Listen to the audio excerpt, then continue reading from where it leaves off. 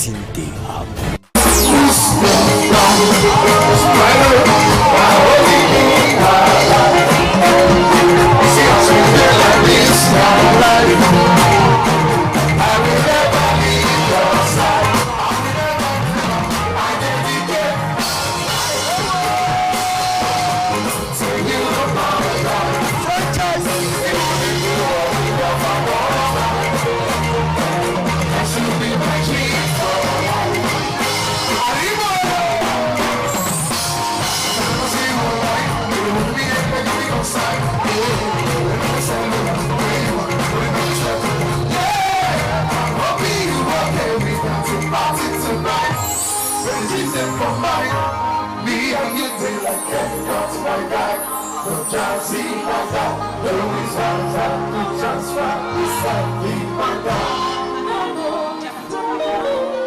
Franchise, how are you?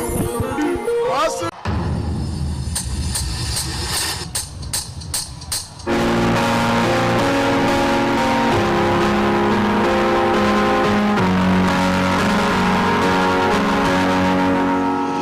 I used to believe we were running on the edge of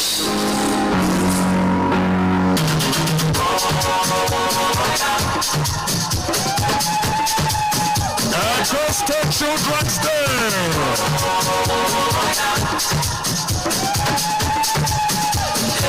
Just a Children's Day. I was telling this club choreography on. This is colorful. This is standard. Beautiful. Can you see your display? Higher, higher, stronger. Watch what you're going to right now. These are the children, and they are saying, well done. Rising light. Beautiful, children of the kingdom, shining like the morning. What a wonderful display. Oh my God, children.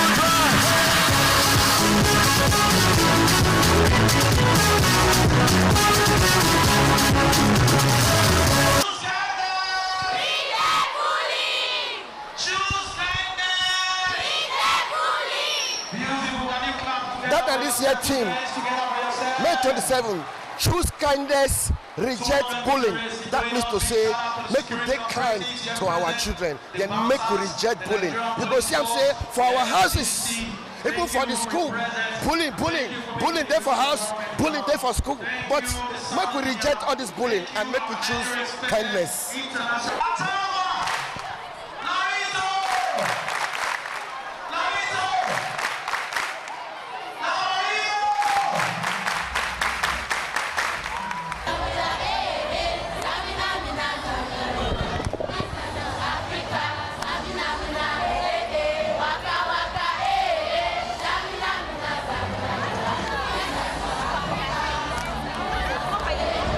Goroti oye!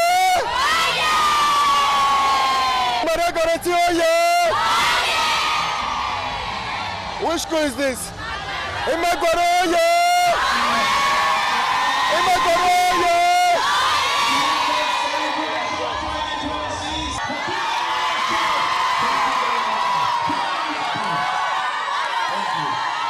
It's a college oye! It's a college oye!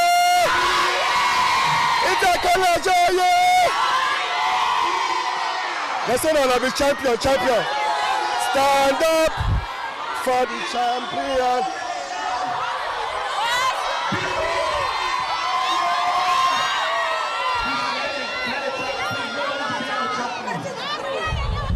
You don't win again, no. You don't win again, no. You don't win again, no. You don't win again, no. You don't win again, no.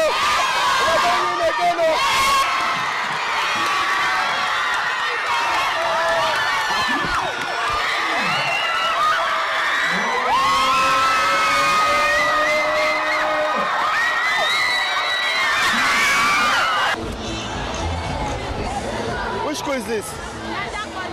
Leisure College. For Upper? Yes. For Upper Sakova? Yes. Niger College. How are you today? What's your name? Clement. What class are you? SS2. SS2. This year team is choose kindness and reject bullying. Is there bullying in your classroom or in your school? No. Now what do you have to say to people, even your brother, your sister, even in school, who tries to want to bully someone? They should stop. Stop. Yeah. not Stop good. bullying. Yes. You prefer kindness Yes. than to bully her. Yes. Okay, so we are going to advise that they should stop bullying because bullying is not good. You bullying your own fellow mates is bad. Like, it's seriously bad. You don't need to bully your own fellow mates because you both are friends. You got to stop. So, on my opinion, I would say we got to stop bullying because bullying is bad. Okay, that's my opinion. Thank you. Fantastic. My advice for this matter say, you know good mode they bully children. You know your good mode they bully children at all. There are other ways to correct children when they misbehave. The other way to caution them. The other way to correct them. So bullying is completely out of it. It's not part of it at all. It's completely out of it. So we must not bully our children. This matter now, it concerns house too, for house. My house for start. My house now for start. When we finish for house, we will carry enter market. From market we carry enter street. From street we carry enter our schools. Mostly primary schools, junior secondary schools, and senior secondary schools. So you don't go about the bullying. So what if FCMA school authority do if they found any child they do this act? The governor already, the Ministry of Education, they don't already put things in place. What to do to people when they bully children. They're already on it. So much choose kindness. It choose kindness over bullying. Thank you. Correct. Stop bullying. Choose kindness in our house, in our school, primary school, secondary school. Choose kindness and stop bullying.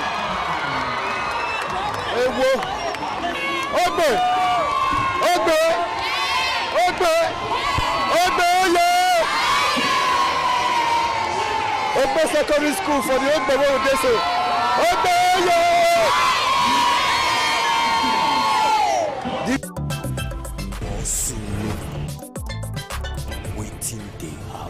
Oh, it feels amazing. I'm very proud to be here. I'm thankful for the opportunity to represent my people. I'm a true indigene of Edo State, a true daughter of the soil. So it's good to be back home and to be a part of the Children's Day. I love children with all of my heart. So to be here, talking to them, inspiring them, it's more than an opportunity. I'm very... Thank you so much! She's my favorite celebrity! I love her so much! Very happy! Happy Children's Day, guys!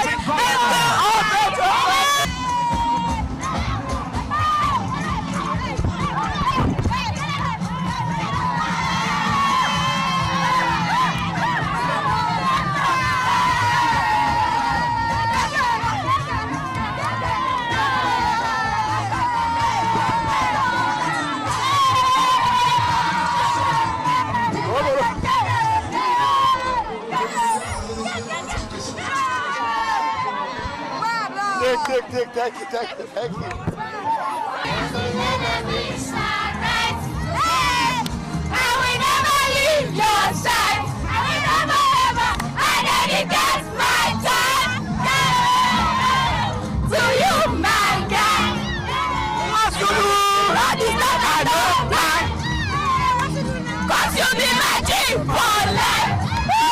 What do you want to say? I want to say thank you to the governor of Edo State for bringing this activity to Kote Park. I'm here to represent my school, Yogbe College. Thank you, Mr. Honorable. Akpabolo, Malde, Apakomiza,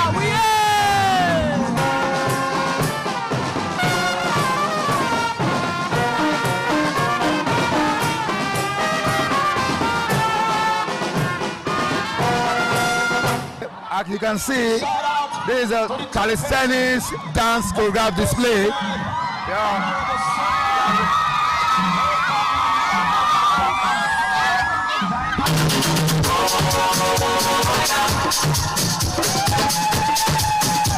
Manchester Children's Day.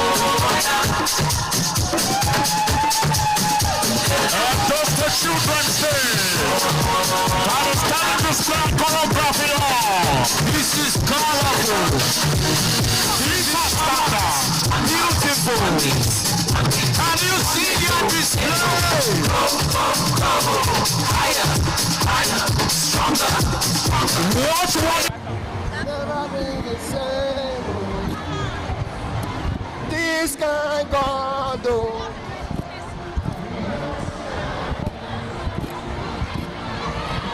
This kind God. Let me hear you, yeah.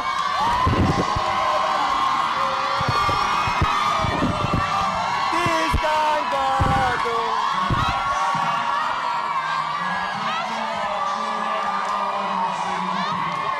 They say no to bullying. They say choose kindness.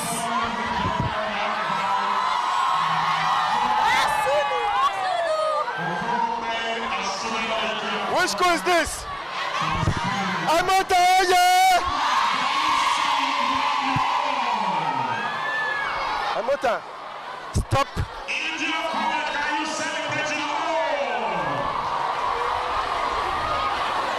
Imagoro. Ora do gasoye. Lari, ora do gas. Choose kindness and stop bullying. Respect yourself. Respect yourself. Respect yourself. Respect what? Don't bully.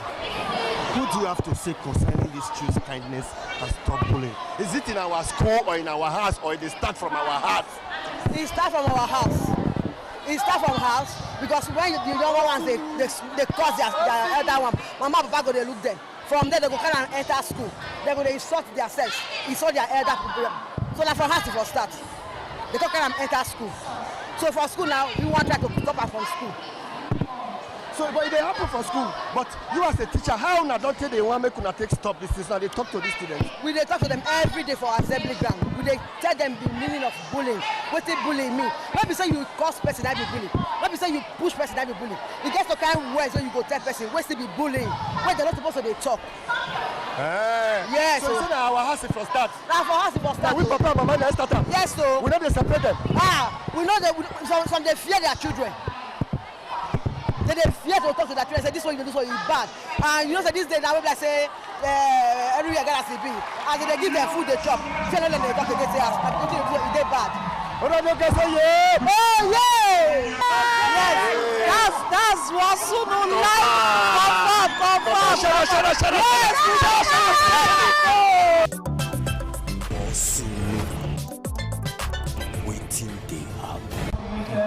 Wasunu, this matter, now very serious matter. I dey tell you, now very serious matter. Because you know what they talk say? Even me, I be lawyer. And I be child rights activist. You see, like what they tell them, they know they want here. Lion not the born snake. Most of these things now the attitude of the father for house. That they carry come public. No, barrister, activist. Say now we will be papa. I they tell you now snake they born snake, lion they born lion. I be you don't see where person plant cassava I go rip cocoyam. Now what you plant, now you go reap. See me now, see my children there. They look me now. Anything when you be, now your people children they copy. That no me say I not fit discipline my children. The best way to train your children, even the law don't stop all those beating of children anyhow. The best way to train your children is be the example they want to see. If you as a father you dey behave well, your children go behave well. But if you as a father you be courteous, your man are courteous, your children will be courteous. No, papa and mama now they watch us online now. Yes. They watch us for television, Yes. for Facebook, for TikTok. Everywhere. Now you they start to talk say now from house from start before enter school. In short, when we did primary school, the teachers for social studies say the first agent of socialization is the family. So most times, that's why they say charity begins at home. Are you getting me? No place like home. Many parable day about home. So to let you know, say background matter a lot. If you see long tree when long go up, wait till make am long because of the roots. Okay, what can be bullying? Bullying. Okay, bullying na very simple thing now. Bullying na when one pikin or one person they try to suppress another person, they try to force a way on another person. For house or for school? For anywhere. But for this one, we they talk about school. Now we they talk about here now. So the matter, the level be say, this thing is against God, it's against man, it's against society. Bullying? Yes, and it's against the person. As you do so now, if me make the first waiting I want on you, you go like him. And the Bible say, waiting not good for one, we could not do it for another. Because that is what they call the golden rule. What is good for one is good for another. Treat others the way you want others to treat you. See your daughter. You see that they look me here now. Okay. You don't tell me say I carry them. If your daughter now do some kind of thing, you know if you carry your breath, they whip her. If me and you they fight for here now, my daughter see me next time when person interview, I go fight her now. So the best way to train children is not to beat a child, is to be the example they want to see. They are so too because my stubborn. children, They are too stubborn. no, they stubborn because they look at our papa, they look us. They look us. They watch the way you take the disappoint. What's you know one thing I discover? Let me tell you what I discover. I discover, say, do you know that talking they learn now? You know, say to waka they learn now. To waka, picking they learn to waka. Picking they learn to talk. Now for study, research, now discover. Okay, what will be the solution to all these things? Simple. If problem dey, you will go to the roots. The best place to solve a problem is to go to the roots. For example, when I travel go Israel, I discover one thing. For Israel, they use simple technique to solve difficult complex problem. But for Nigeria, we dey use complex problem to solve complex technique to solve simple problem. If you carry this matter go federal government, they'll set up committee. When they set up committee, the members of the committee, all of them go get subcommittee. Then when they get subcommittee, you see for simple problem. So it is left for us to go back to the drawing board. Let parents behave well. Let parents behave like the standard of God. No, make me and my wife. Yes. Make we behave well. If you behave well, your pikin go behave well. Because lion in the bone. My wife insult me for the president of my children. I go insult her. Then your children go begin insult themselves when they don't marry. Yes. Even my children, they tell me sometimes, I say, Daddy, we don't like the way you spoke to mommy today. I will carry my wife, tell her sorry for their presence. They go learn. So many of us don't do too many mistakes. Yes. So charity begins at home. I know the Bible talk, it say go and do likewise. So me they send you now, you go do the same thing when I tell you. I think this menace called bullying starts from the home. When the children watches their father treat their mother and their mother treat their father, that aspect of family life is very important. Yes, because if you don't treat your wife well, the children are watching you, especially the male children. When they go out there, they begin to treat the female children, their female colleagues in school, the way their father treats their mother. So charity begins at home, not outside. Parents should first of all teach their children how to love, teach their children kindness, how to treat others well. You know, when you love yourself first before you love others. So I think it has to start from home. When we teach our children right, when they go out there, they will behave right. Thank you. Are you saying I cannot quarrel with my wife in presence of my children? Yes, you can quarrel with your wife, but beating your wife, abusing your wife, verbal abuse, emotional abuse, financial abuse, they're all abuses. Do you understand? And so you can quarrel with your wife, but not beating your wife, fighting your wife, or sometimes wife beat their husbands. Yes. So what I'm saying is this: charity begins at home. Let us as parents show good example, quality example of how to live this life to our children. Let me just begin for you. Are you trying to tell us now, say, now we, Papa and Mama, now cause this whole situation of this bullying where they carry those schools? Sometimes we, Papa and Mama, they cause them. But most times our children go outside, they learn bad attitude. I know, they learn bad attitude. But, you know, the example you show your children, now you go make your children know the kind of friends where they go take. If you know they keep bad friends, if you as Papa, you know they go drink, get drunk. Mama know they go outside, go get drunk. The children no go outside, they follow bad people, they make friends. So if you keep good example for your children go behave well. That's how it be. So, for Papa and Mama now, what will be bullying? Bullying, from my understanding, for papa and mama, is when a man will open there's verbal bullying, yes. When a man go open mouth, we call him wife animal, idiot, say as you be, fatty or robo, thing. It's bullying, yes. Or when your wife they talk to you, you just turn your backhand and give her slap. Yes. Or when you even your co-neighbors, you bully them. You bully them. You talk to them anyhow, you behave anyhow. That's bullying. Yes. It's nice talking to you. Thank you. They say charity begins at home, and learning. We that are educators, we say learning begins from the home, because it's what the children sees. These children that we see these days, they don't do what you say. They do what you do. So we parents, I'm advising parents to be of good character, so that their children, because and in a way you look at the way and manner you speak at home, it depends, it determines what your children say outside. You see in Benin that you say a child will say, oh, go kill you. You find out that it is in the environment that's ahead, because we have different types of learning. We have things that influence learning.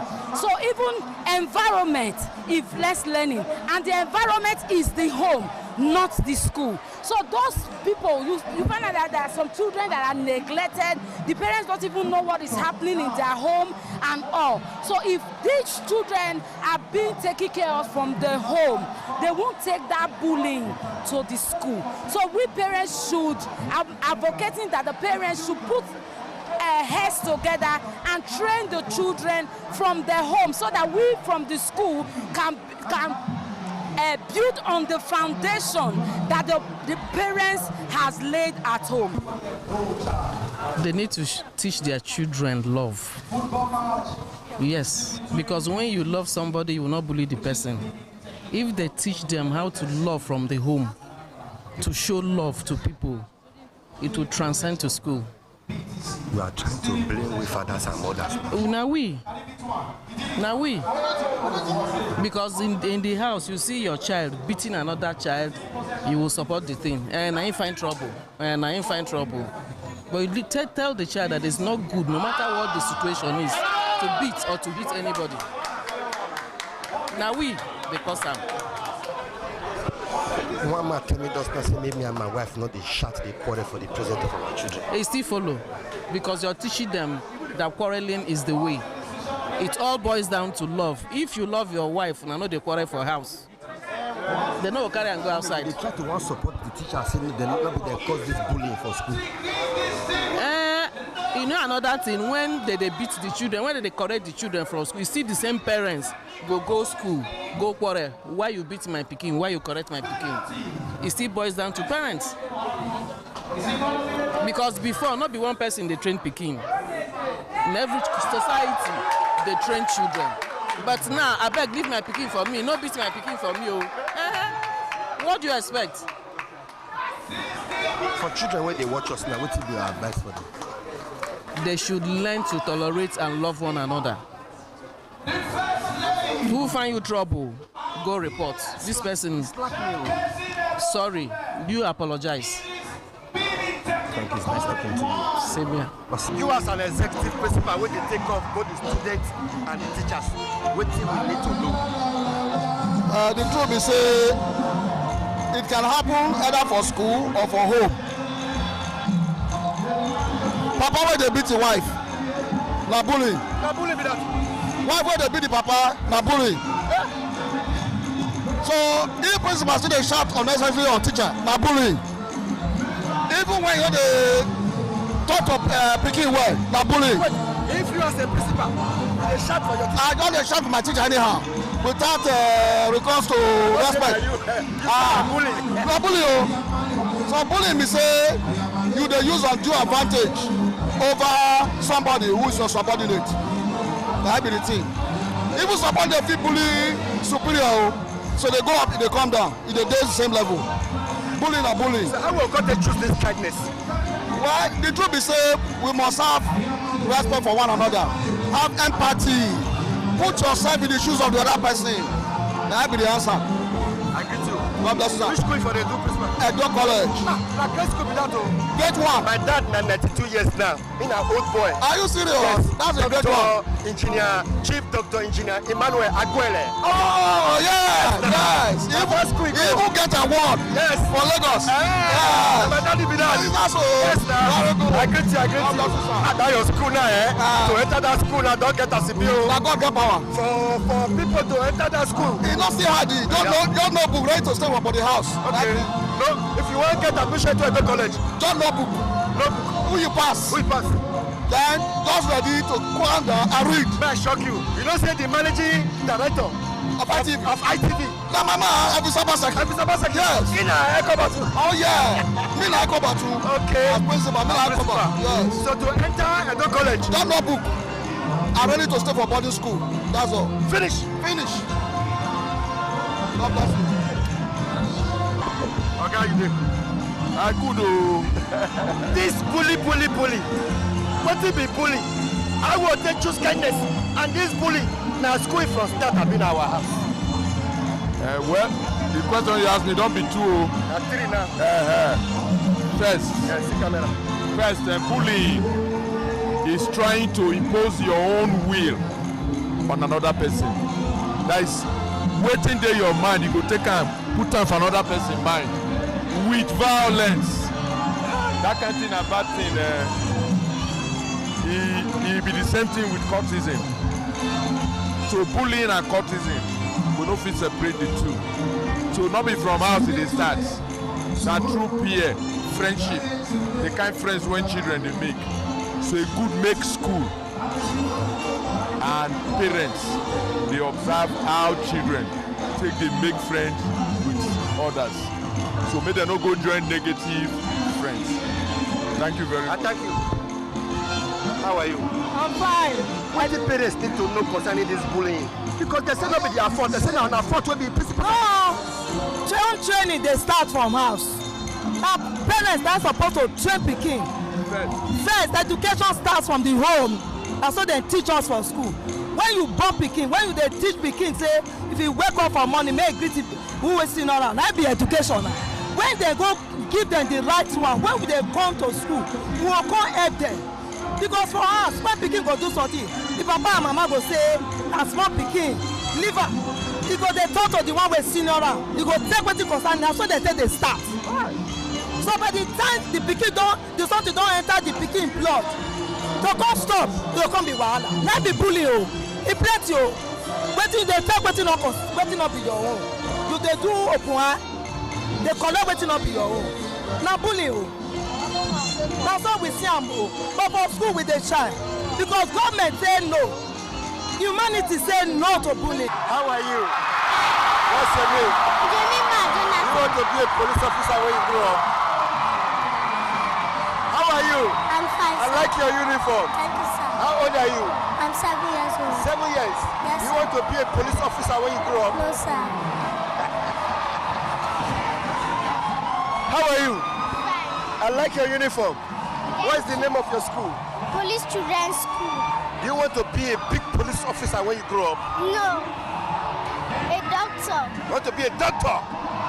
You want to be Inspector General of Police when you grow up? Yes. IG. What's the name of your school? Ego Secondary School. Do you like fighting in school? No. Bullying in school? No. Shouting in school? No. Fighting each other? No.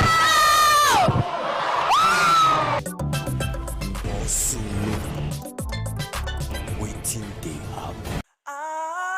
ITV, certainly the best.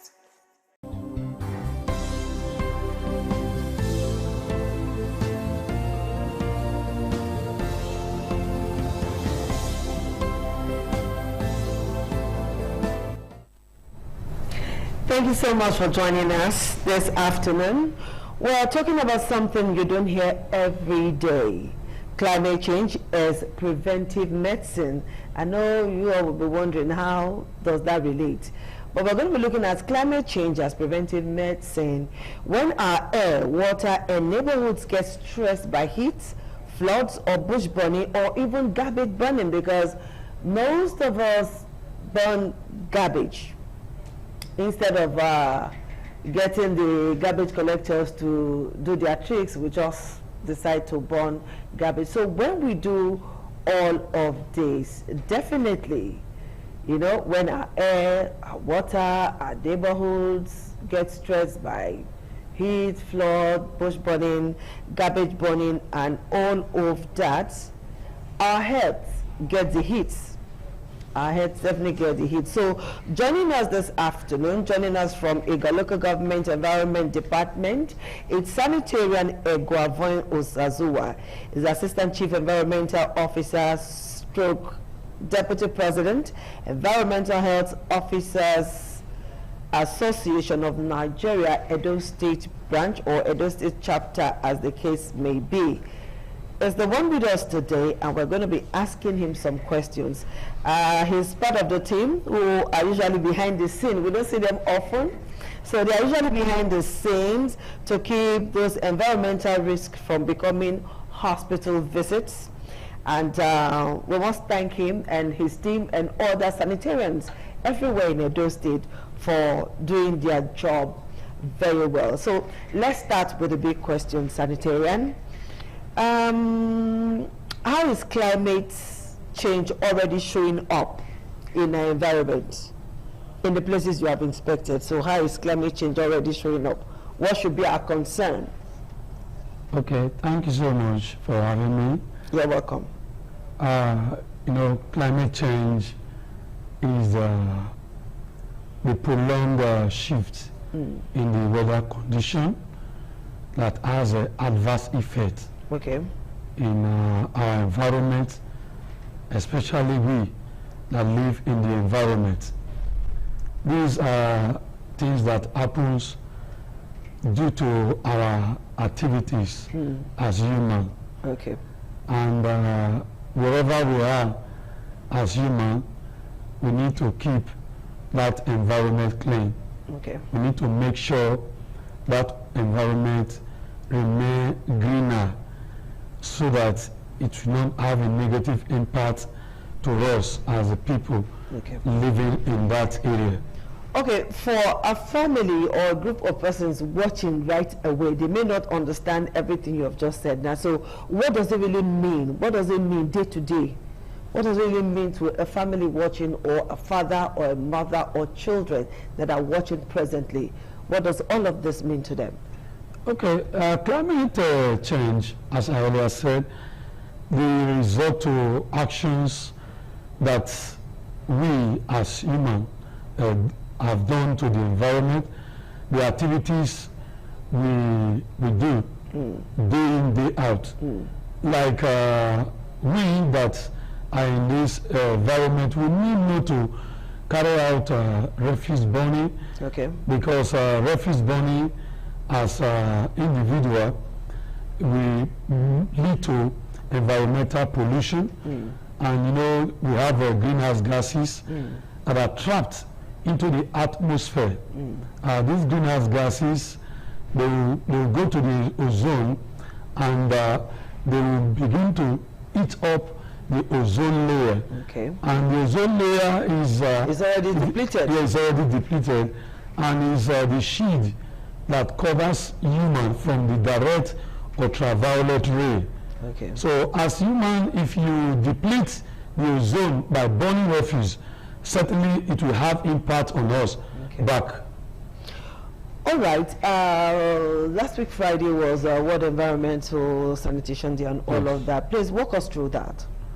Oh, I want to really appreciate the United Nations for Environmental Program for finding it as a point of duty to always commemorate the World Environment Day.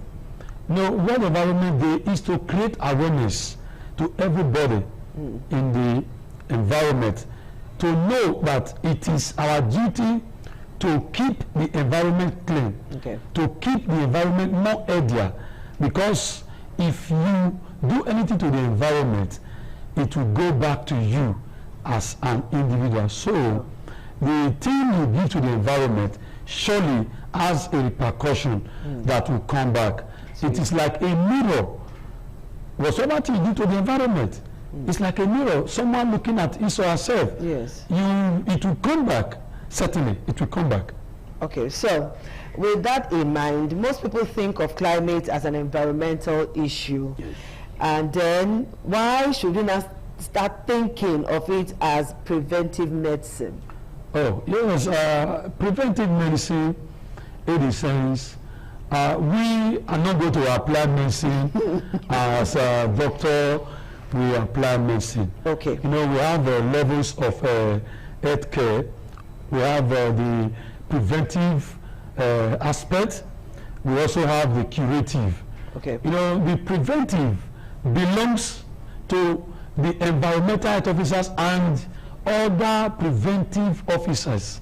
You know, like the climate change we are talking about, it is the sole responsibility of environmental health officer to ensure that the environment is not being depleted, it's not being tampered with, because anything that makes a man tampers with the environment, certainly it will lead to different health challenges to the person. Just like what I said before now, if you decide to practice open burning regularly, what you have succeeded in doing, you have released greenhouse gases into the atmosphere, and certainly these gases will be trapped into the atmosphere, and when rain fall, certainly it will now lead to acid rain. You remember those days when we were small, when we drink rainwater.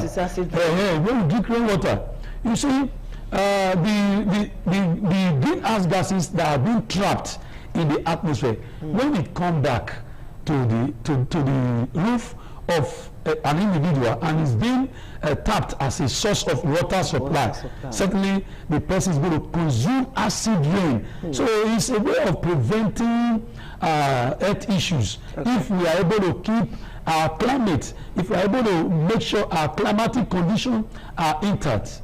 Okay, so you talked about rainwater. Let me say, the climate of today, the world of today, is it still convenient and healthy to drink rainwater? The truth is that it is still convenient. Depends all of the acids in the atmosphere. Yeah, depend on how you tap from the source of the water. Like when it's raining, you don't just tap it directly like that. You are allowed to rain and rain and rain. After it rains for about 20 to 30 minutes before you can now take that water. It's still okay like that. Okay. All right, that's good to know. Now, from your office as an assistant chief sanitarian, what's the clearest example of climate change that is already showing in the public space, in the public health care space? Yes, the first one is people, you know, we have waste managers all over the place, especially in the local government. Yes. The first one is people practicing open burning. It is a problem to them and the general public if they still continue to practice such a thing. You also see people doing deforestation where they're supposed to plant trees. They fell trees, and these trees, they bring out what we call oxygen, and that is the air we're supposed to breathe in, the oxygen, and the carbon dioxide that we as humans breathe out. It is what the plant and the trees needs for their survival. Their survival. Wow. Okay, now we talked about the depletion of the ozone layer. You know, before the rain started, now the weather was very hot. Everywhere was really hot. People were going about with heat rashes and all of that. With that in mind, how is our food safety in restaurants, even at homes where food easily gets spoiled and all of that? You see, nowadays, you see the weather getting hotter. You see it getting hotter. Even sometimes you may not even know which is rainy season, which is dry season, because of the activities of human. It is the same activities of human. Like a situation whereby you see vehicles that are on transit, they bring out those greenhouse gases, carbon dioxide. Yes. Then these gases will make the weather to be hotter. And when the weather is hotter, you see foods decide to spoil. And when food spoils and is being consumed, disease is bound to occur, especially canned foods. Okay. You see somebody just preparing food a particular day, and the next moment you see there is spoilage. These are some of the issues that occur when they are hotter climatic condition. Okay, now cities are usually hotter than you know, villages and other areas that are not so developed as like the rural areas, so to speak. Is it what we're doing in the city that is causing all of this? Don't forget that even in rural areas there are issues of bush burning and all of that in preparation for farming season, which happened not too long ago. There was a lot of bush burning. How does that affect city life and rural life? Okay, the major issue now is urbanization. You see, people don't want to stay in the village again. Because they have one or two relatives in the cities. They want to go to the city to enjoy city lives. And city life also have their own challenges. When people migrate from the village to the city, it's what we call urbanization, urban explosion. You see, the population will just explode at once. And the activities of human, the same activities of human leads to this environmental pollution, just like as I said before. Like you see vehicles moving. You hardly see much vehicle in villages. If you count Benin City now, you see the number of vehicles in Benin City. You see the various gases that are released from the exhaust. You see, and if peradventure there is still more urban explosion. In fact, I just can't say what may happen in the nearest future. So in that regard, that is why we always advocate that we need to also remedy it in one or two ways, by also planting trees, ensure that we limit these vehicles that emit carbon. You can also be involved in cycling, so that the gases. Just imagine cycling from Ring Road to Oluku. I mean, it's going to be one kind, you know. It happens in developed country. It happens because their roads are good. It happens. The security is okay. You know, imagine closing at 8 o'clock and you say you're cycling 8 p.m. You're cycling back to Bowo, or you're cycling back to Ring Road area. I still commend some persons. They engage in cycling in Benin City here. They still engage in cycling. So if we can engage as a professional cyclist or just individual, they still engage in it. Okay, Sanitary Egwavon, let's take a short break here. When we come back, we will continue with our show. Do stay tuned.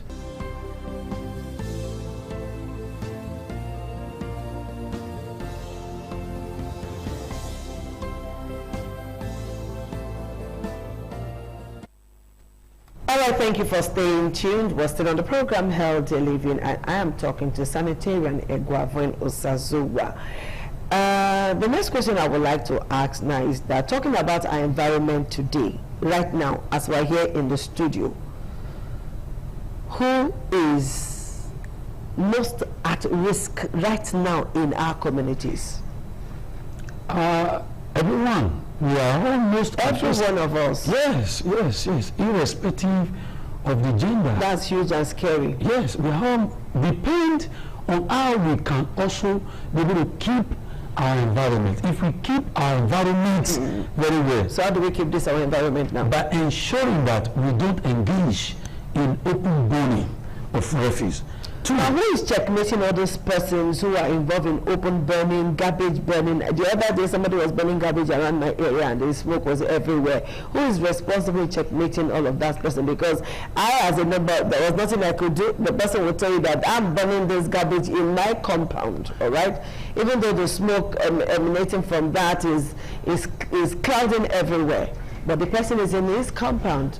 So who is checkmating all of that? Yes, the environmental health officer is responsible in checkmating these nuisances. They are saddled with the responsibility of conducting routine sanitary house-to-house inspection. But we hardly see them. We see them mostly at restaurants, eateries and all of that, bakeries. We don't see them going down houses. I see them around my area, but no one has ever come to the compound or come to any house on that street. You know, the truth is that they still go round. They still go round. Especially if you look at it now, we are grossly inadequate. The environmental health officers, they are grossly inadequate. As we are here now, they are all over everywhere. The 18 local government of Edo State, they are going from house to house, conducting their routine sanitary inspections. Okay. From premises to premises. You know, we have regulated premises. We also have residential premises. Like the regulated premises, like what you just mentioned, the restaurant, these are premises that are regulated. You know, if they are not regulated, you see, disease can occur. Outbreak of disease can occur. But when they also go from house to house, they ask of the owner of houses or the caretaker. And when the caretaker is not agreed, they can ask of the most senior person in the premises. And when the person has answered them, they can issue a notice to abate any nuisance if any nuisance is being found in that premises. Okay, do we have to wait for outbreak of a disease before we take action? No. Why is it that most times we are usually reactive, we are not proactive when it comes to disease control? Yes, as I earlier said, we are proactive, especially we as preventive doctors. I can say we are preventive doctors. Okay, let me ask you this question from an angle. Let me corner you now. You know, during the Ebola, COVID-19 and all of that, when you go to public places, you see designated tap where you go wash your hands. You see where there are no taps, there are buckets with sanitizers and all of that. I can tell you for free that those measures now, the water thing has disappeared from public spaces. You don't find them in schools anymore. You don't find them in government offices. You don't find them in marketplaces. You don't find them anywhere as we speak now, because there's no outbreak of any disease now. Abi? Yeah. True or false? True. There's none now. Okay, we're hearing that there is Ebola now in DR Congo, yes, and it has killed quite a number of persons. Some are hospitalized already. It is crisis, so to speak, in that country. And we have border with many of these countries. People travel, Nigerians travel, other persons will come into the country with our porous borders and all of that. Now, how do we checkmate all of this? Now we have abandoned preventive measures. Nobody is washing hands again. Everybody is shaking hands freely and all of that. Nobody is covering nose and all of that. So walk us through that, sir. Okay, you know, the mentality of human, we always believe that once there is an episode of a disease outbreak, they can always take a preventive measure, and of which the environmental health officers will have always been going out to sensitize the general public from schools to schools, marketplace to marketplace. And that's why you see every Mondays we go from market to market. In the local government, we go. And how many enforcements have you done so far as regards hand washing and general sanitation? Yes, there is still enforcement in place. Yes. And when we go to these markets, we tell them to ensure that they maintain a high standard of both personal and environmental hygiene by ensuring they do regular washing of hands. Because whatsoever thing that your hands have touched, and if it gets to the mouth, and if the hand is infected, a disease is bound to occur. Okay, so one last question before I let you go. If nature is medicine, as we are advocating, what's your prescription as a sanitarian for this city, for Edo State in general, in the next 10 years? Let's see your projection. Okay, by the grace of God, health is wealth. A healthy people is a wealthy people is a wealthy nation. Okay. Yes. Like what I would prescribe is the first one, to ensure that every individual plant a tree. Plant a tree. Flowers. I'm just wondering where around the plant trees in some houses where you hardly find place to park your car. Yes, you see, the truth is that some persons, they overbuild their house instead of making it a very smaller one, and also ensuring they plant trees and flowers, but they will tend to just build it because of their own personal gain, not meaning that they are also going to use it to affect themselves. And when you plant that particular tree or flower around the environment, you remember those days when you are coming from a far distance and it is sunny and the sun is very hot, and you come to a particular place where there is tree and there is shade there, you see the kind of air, the fresh air, the nature that comes out from that particular tree. So that is my prescription to the general public. All right, Senator Eneguavoin, this is where we wrap it up on our show. Thank you so much for finding time to be with us today on the program. Thank you so much. And for you watching and also listening, because you can turn on your television and just be listening without watching, a word they say is enough for the wise. The one that concerns you to keep the climate safe for you, for your unborn children, and your generation next. Do, so that the world will be a pleasant place to live in. Good afternoon. Thank you.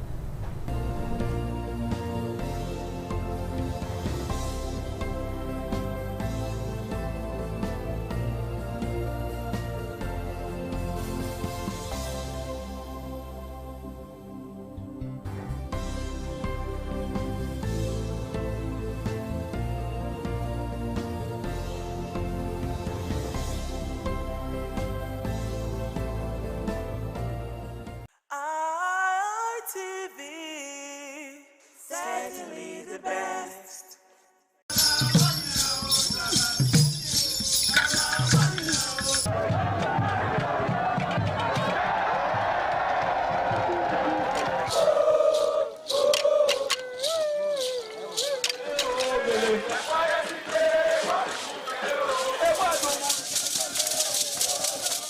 Some days, there comes the Ugemobo Festival, which the Oba celebrates outside the palace gate.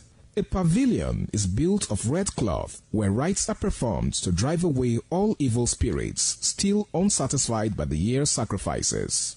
The Emobo Festival is to commemorate an event in Benin history which dates back to 1504 AD.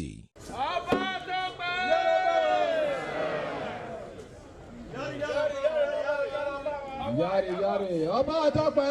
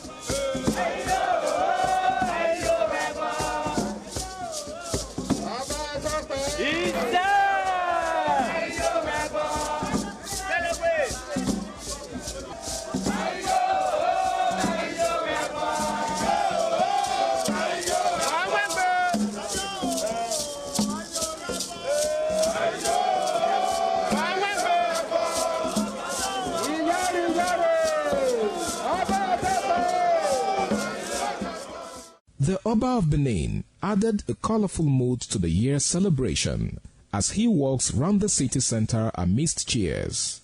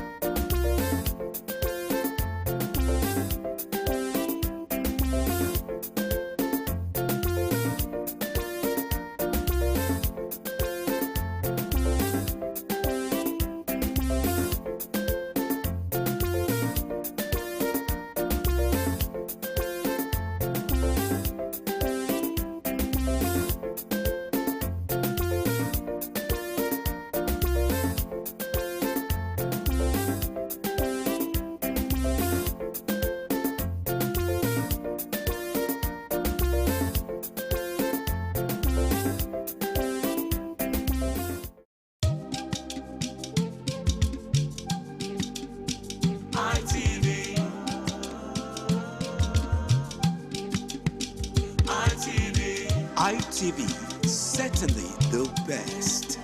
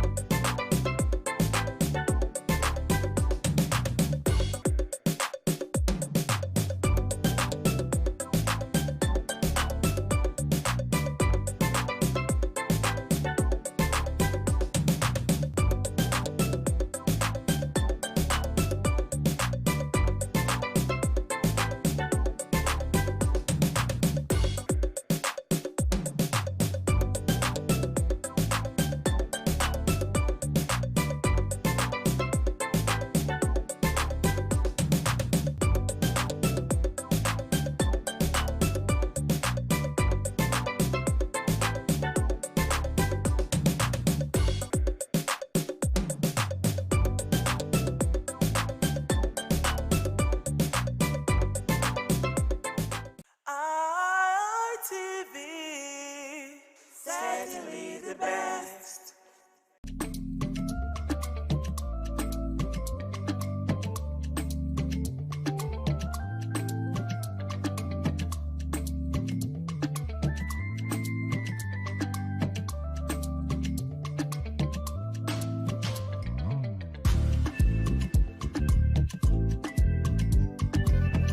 Hello and welcome to WIC, Women in Conversation. This is where women sit together to discuss things that are happening amongst us, especially the women. Do we talk about men? Yes, we do sometimes, when it is very, very necessary, especially when we're talking about marriage, talking about DNA and all that. But this is a room for women where we discuss, where we'll laugh, where we'll chit-chat, as you might call it. Anyway, it's a new episode, new production, and I am saying Happy New Year to you viewers. It's been a while, so we say Happy New Year and thank God we made it to 2026. Anyways, like as usual, I don't do this alone. I have my pretty women, my guests, always here to analyze some of the topics that we'll be discussing today. And on my right, I have Princess Edith Madejemo, who is a household name. She is the CEO Golden Touch Collection. Edith. Good morning, Happy New Year, and thanks for having me. Happy New Year, and welcome as usual. And to my left, we have Ayo. The thing about Ayo, let me talk about Ayo before introducing her. I have been pursuing Ayo to join us on WIC because she has a lot to talk about. She has a lot to educate us on. But of course, Ayo is a very busy person. Thank God she made it through to us today. She is Ayo Ali Balogun. Ayo Ali Balogun is a management consultant. Ayo, thank you for joining us. Thank you for having me. You also pretty. I told you behind the camera, I like your earrings, so I'm going to take it. Anyway, thank you for joining us again. And let's just go straight to today's discussion. Ladies, it's been a problem, mothers, especially these young mothers these days, they shy away from discussing the adult talks with their daughter. And so the question is, when is the right time to start the discussion with your daughter on adult talks? I know you understand what I mean when I say adult talks. Princess, let me start with you. I'm actually on that table right now. Wow. And at times it gives me goosebumps when I'm talking about it. But what do we have to talk about it? As an intentional parent, you just have to be open to some extent. I don't think there is a perfect time for it, in as much as you watch your child or your girl child growing from 7 years, you can start at least educating her about herself. Then thereafter, from 10 years, I think you can start introducing some talk to her. Especially, I have this topic I introduced to myself and my daughter, mom and daughter night. We used to do it every Friday or Saturday night. At times, once or twice in a month, we do it. And that is the time we talk. How old is your daughter, if I might ask? She's almost 10. She's 9, going to 10. So we have mom and daughter nights, and at times, these nights are the nights we talk. At times, she will jot some things down about me that she want to tell me. Or about me, because I used to tell her, what do I do that you don't like? We parents, we can be somehow at times. So, and she will put it down. She's looking forward to that mother and daughter night that she'll tell me, Mommy, you used to do this and I don't like it. It makes me sad. As those points that she pointed out to me that makes her sad, I have to look into it. At times give her excuse. Then that is the time I have to talk to her about this adult talk. It's never too late when you start from 8, because you don't know where they go. You can't be with them all through. They go to church, they go to children party, you may be there. They go to school, you may be there with them at that children party, but you won't be playing with them. Maybe you just sit at the corner where the parents sit, and they will mingle with their friends. They go to school. You don't know what the other parents are teaching their children. And some of these things come from school. Do you understand? So I would say from 8 years, because from 8 years, an 8-year-old girl child should understand what you are talking about. We're able to get the message. You understand? So I would say from 8 years, you start telling them their body and how to associate with the opposite sex. Okay. Thank you, Princess. Now, Princess had said from 8 years, but some mothers will tell you 8 years child, is a baby. I'm still, bathing for her and all that. I don't want to start talking to her about the adult talk at 8 years. Do you agree with her, or what exact time do you think is the right time for one to start discussing adult talk with the children? Let me remind you that some children, like you said, at 8 years are fully blown with everything. Everything. When I mean everything, I have seen a lot of things. So when do you think is the right time to start talking? So personally, I think much earlier. Okay. Earlier than 7? Earlier than 7. And I must mention this. I don't know if you remember this lady, Auntie Jessica Obioma. She used to be there. And she told me many years ago and said, have you educated your daughter on her body and private? My daughter was 4 years at that time. Wow. I thought, strange. And she said, no. She's a child, because you still have some children wearing Pampers at 4. Right. So I remember visiting her and she said, no, you tell her, here, if anybody touch you, no. Because abuse, someone who, who is looking for a prey would not leave children under 8. As long as a child begins to, the cognitive, develops and the child can assimilate, you understand, you begin to, in the language that the child would understand, you get. Even when they're playing, nobody touch you here, don't, like that. Break it beat by beat. You'd be surprised that by age 8, like you said, a lot of children, I know when I was much younger, a girl had started her monthly period at the age of 8. Wow. So you can imagine such a girl. Of course, she has womanly body and everything. Now, what do you think would happen if that child hadn't been well groomed? Okay, that's it. You understand? Now you also have some children are very adventurous. They're curious. There's so many things online today that they see and they want to explore. You see young children, I query a lot of the Nigerian movies where, they're very explicit when it comes to trying to describe adult scenes. And I think the Census Board should look into that. I think it's just too much for me. So I think the earlier, as soon as a child can recognize and assimilate, 8, 2, 3, nobody touch you here, okay? Anybody touch you there, you tell mommy. Because it starts to, a predator starts to groom a child. I say, if you tell your mommy, I'll beat you. If I tell your mommy, I kill you, I'll kill your mommy. You understand? So you want to start building the confidence of that child as early as possible. And I love what you do, Princess, with your daughter, the mother and daughter. I wish, I had talk. The mom, yes. I wish I knew that when my child was that age. But I think that's brilliant. And I'm going to propagate it. It's brilliant. And I love the fact that you are encouraging her to pen down her thoughts about your actions. You, yeah. I remember once my daughter said to me, I was like, tell me, and she was like, no, I don't want to tell you, because if I tell you now, when you're angry, you will say it. Oh, shit. I know how you feel that. I know. And it never left me. It never left me. Okay, so let's come to that. What did you think you did wrong that made her to, get to that extent of saying, if I tell you this, the day you're angry, you bring it up to use it against me. Where did you go wrong in this? So, with parenthood, nobody has a manual. So you come up, and then life has a way of, forming you. And you, the kind of person you are, determines. So this is me, who is a go-getter, and then my daughter at that time was a very quiet introvert.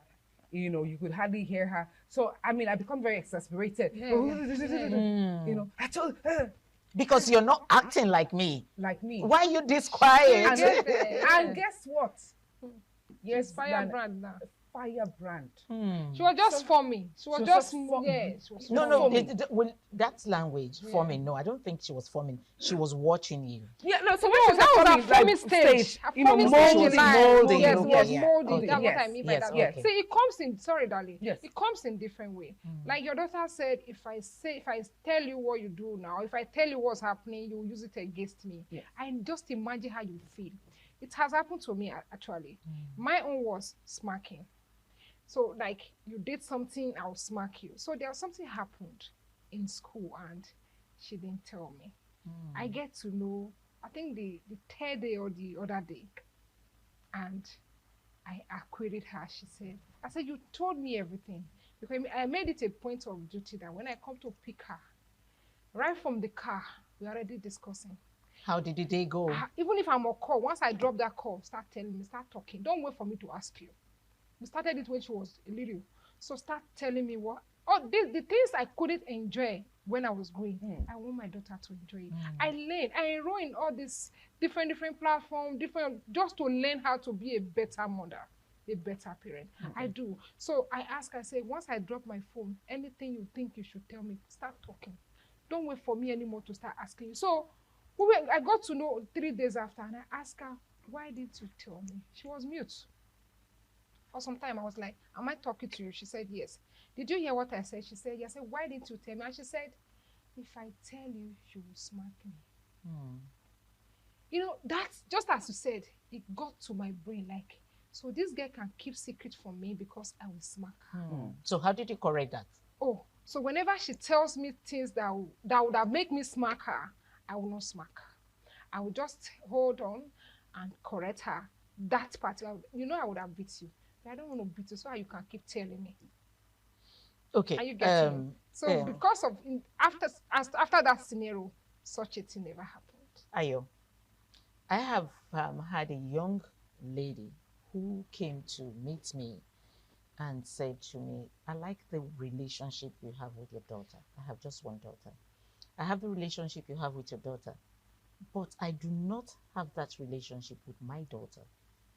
My daughter was actually very grown at the time she was talking to me about it, but her daughter was about 7 or 9, so she doesn't have that relationship that her daughter prefers to go talk to her dad.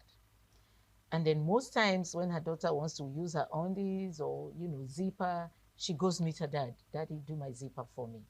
Where do you think that mother went wrong for the daughter to have stayed away from her and rather talk with the father? All right, so a lot of women, you know, query, oh, my children prefer the father, or that this. I don't see anything wrong with that. And I think, you know, the father also has a right to enjoy special bond with the daughter and with the son. So, you know, we can't tell, even as adults, we don't choose who to love or who we fall in love with romantically. And now when it comes to bonding, you know, there's this special thing that it just happens. I don't think the mother went wrong, and I don't think she should beat herself over it. She should leverage on the father and daughter relationship to get, you know, her own space, which is, you know, complements that relationship, encourage the relationship, and the girl will begin to trust her enough to say, oh, mommy's chill with this, and bring her in. I want to have her as the third man in that relationship instead of trying to, you know, form her own and by breaking it. I don't think so. I think the father has a right to have a special bond with his daughter, and I don't think the mother went wrong. And she should just leverage on the special father and daughter relationship, which I love, you know, and promote it, encourage them, and they would naturally drag her along. I think. Fantastic. They will naturally drag. I just hope she's listening, because she was very worried. She came and then she was complaining. My daughter doesn't have this bond you have with your daughter. But I built that bond with my daughter. It's not a one-day thing. It wasn't a one-day thing. Absolutely. Just like she said, I started this mother-daughter talk. I made her to know that she has to tell me everything. She's free to discuss anything with me. And then we became very close, you know. In fact, Don't worry. You Up see the till two of now. us, you think we're friends. Yeah, she's very grown now. Anyway, let's go on a short break. We will be right back to continue this discussion. It's WIC.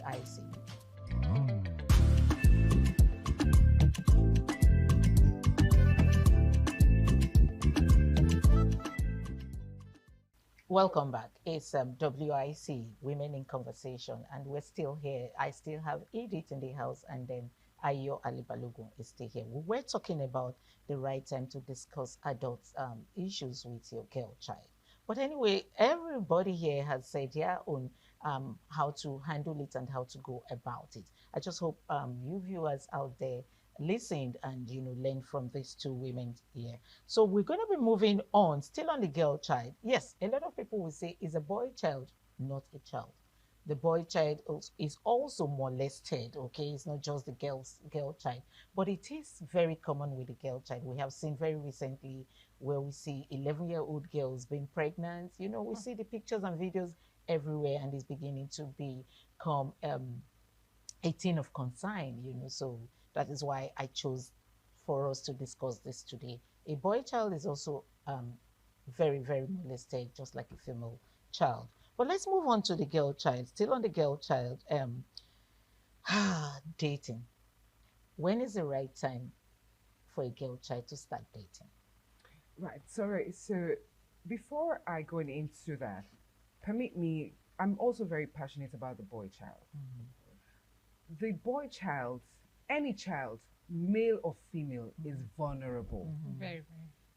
And must be educated. You have, boys child sodomized by older caregivers or people around, or also explored to adults things by the older female caregiver. True. So it is important, whether you have a girl child or boy child, to educate them on how to keep their private. So back on track. Thank you for that. So back on track. When do you think is the right time for a girl child to start dating? We are concentrating on the girl child today. Right. We could bring in the boy child later on, but for the girl child, when is the right time for a girl child to start dating? Romantically. Now, so when you say dating, I found that in recent times that, I think our generation would say dating is, immediately you're kissing, you're going to bed and all of that. But apparently, when you say dating, it's just you're going out for drinks, you're going out for movies. Then from the dating stage, you have the talking stage, and then the define. So there are different stages according to the millennials and the Gen Zs. Yeah. So now, for the girl child, any child, especially female, who is smart enough to get into the adult space, that is the university, is open to and susceptible to things like that.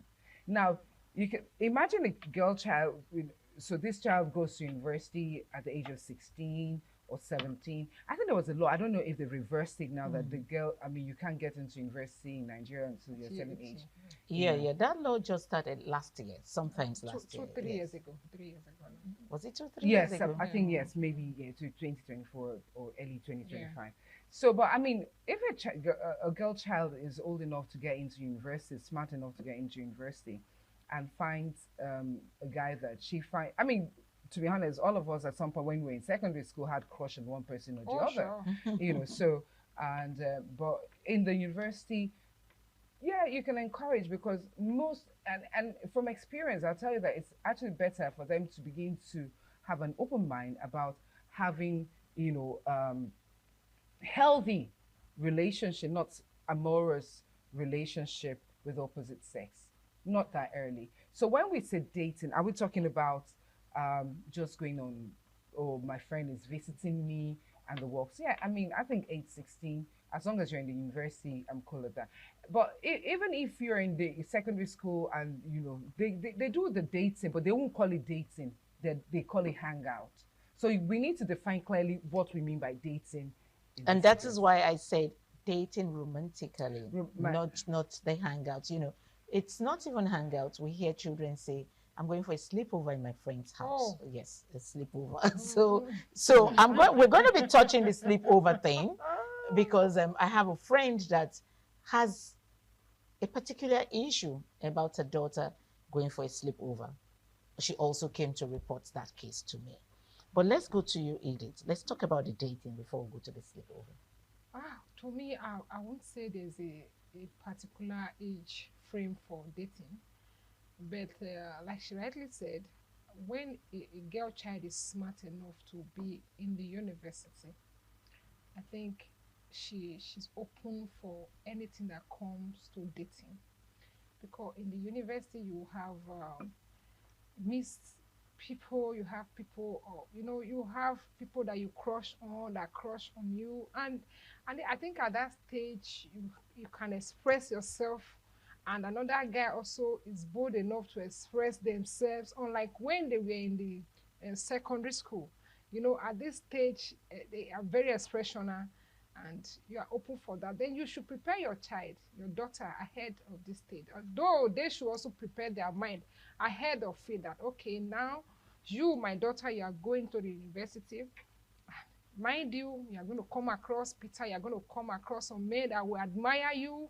Admiring you doesn't mean they want to take you to bed. You can associate. You can date anybody, but not the romantic part of it. You understand? Yes. Not going to bed. Then while dating, communication, like you said, stage by stage, communication, going out for lunch, for dinner, at times you party. It's an agreement. From the beginning of that dating, you spell out what you want. You understand? We want to just be friends. I love you and I like you. Let's be friends until I get to 20. Don't you think that word love is heavy for just being friends? I mean, No. It can't be heavy. You can love somebody and still respect that person's opinion. No, but that's actually what love is. Love is respect. So I love you and I want to date you. You can accept to date the person. I'm not going to bed. I'm not romantically entangled. And that's where... Are you getting it? Then you can be there for each other. You can have lunch together. You can go to party together. And you can still remain clean. Until the time that appointed time that you said, okay, you can just reach an agreement like, I want to be 20. I want to get to 21. I want to do it when I'm a graduate. Okay. We'll you come to that. Yes, let's go to you. It brings us back to those adult education you've been giving your child. Thank you. So it's cumulative. Now you now see how successful you can measure your performance by how your girl child responds to all of this. Now she has a freedom. Has she all of a sudden forgotten all the education you have given her over the years? And that is where you also don't sit back or rest on your oars as a mother. You still go on, Let the girl child be open to, exploring. But you know that in this Gen Z age, they are actually very different, okay? Back when they get to school, all the children are coming from different homes, different upbringings, different background. What you told your daughter is not what I probably would have told my daughter. Do you know there's some parents, there's some mothers who would say, if you meet a senator, that will spoil you. Go ahead to do that. Oh, you have parents that can encourage their children to do all sorts. Yes, that's what I'm saying. So how do you maintain that that's good upbringing, that's good conversation you have had with your daughter before going to the uni? How do you continue to maintain that so she doesn't get to be lured by a child coming from a different background? Constant talking. I would say, like she said, you don't relax. Like you've done your part, and the rest is there, left for her to decide. You still keep talking. Keep still talking, and once in a while, talk to her, call her. You can bump into her. I like to do that once in a while. Just go to school unannounced, and you know where your child is. Like all the teaching all along, she has to put them to practice.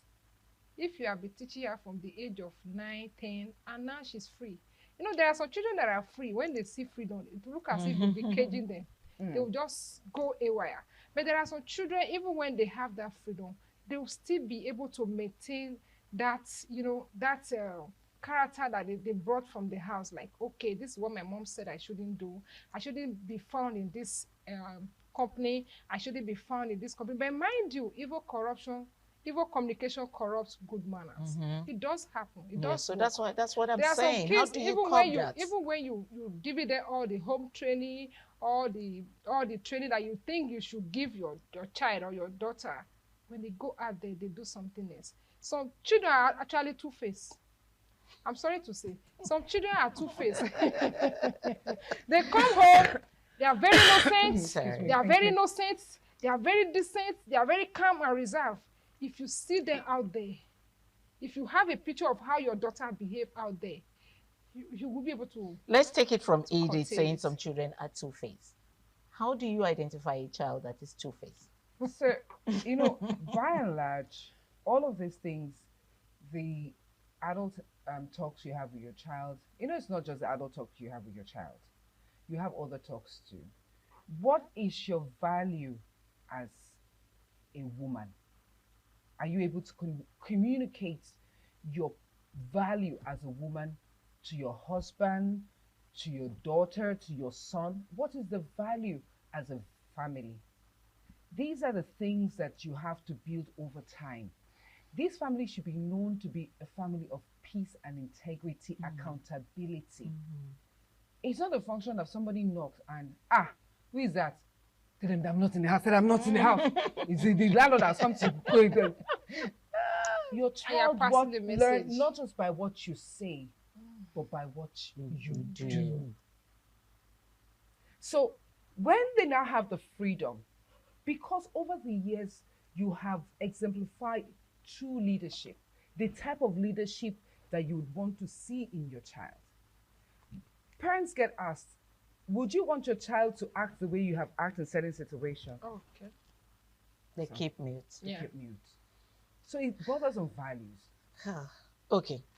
We are going to be rounding off this episode. Just 1 minute, one word, not 1 minute, one word to mothers out there. Train up a child in a way that he will grow. That when he grows, he will not depart from it. Ayo. As a mother, and as a caregiver, love. And be free to express love. Let I love you not be a once in a while thing. You may not have the opportunity tomorrow to say I love you. Wow. We've come to the end of this episode. Actually, Edith said train up a child properly. Let me, brief it there. And Ayo says love. Learn how to love and let the love not be a one-day thing. Continuously. That's what he wants there. Keep telling your daughter, I love you. Even your boy child, I love you at every minute. Anyway, it's been an amazing time out with these women. Thank you so much, Edith, for coming. And thank you, Ayo, for being here today. And it is a wrap here from us here on WIC. We'll see you next time.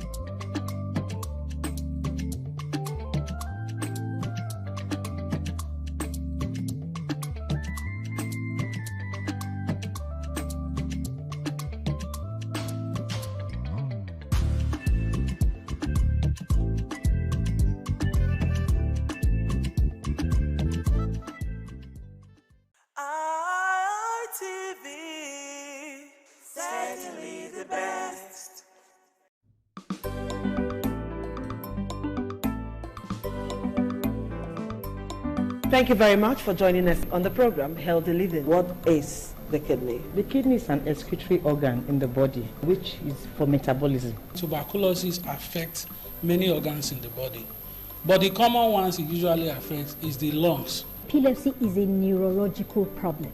Okay. It is an injury in the brain, which causes someone to begin to convulse, to go into fits. It is curable, but the cure is a long-term thing. If you eat well and avoid those risk factors that will make your immunity to be down, then the risk of contracting tuberculosis will be reduced. If you're healthy, then you're wealthy.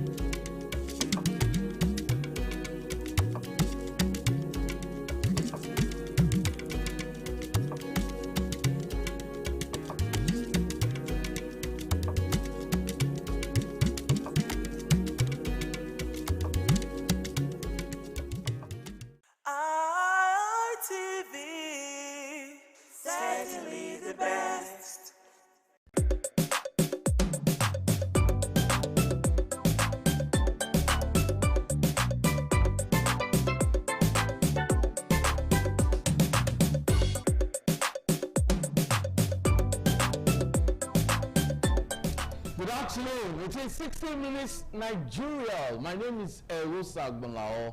On the Thursday weekly, we'll bring you very, very exciting topic and educative topic. One that actually enables you to understand what is happening in Nigeria, because our focus is always on Nigeria. That's why it's 60 Minutes Nigeria. So we're looking at governance and security. That's the topic for today. I have in the studio a very distinguished clergyman, a very renowned analyst, Bishop Lucky Omonabiese. Is a leader of congregation and also a grassroots leader as well. Nice to have you on the program today. Bless you, Mr. Osa. Okay, so we're expecting our other guests. Hopefully, you'll be joining us and we'll be introducing him. But let me give you a background to our discussion today. Governance and security. I must tell you that Nigeria, as it is today, is a country that so many citizens, visitors are scared because of the insecurity. And it has telling effect on the economy as well. So economic and social impact of the current insecurity bedeviling Nigeria. The security crisis affecting economic growth, agricultural production, investment, and food security.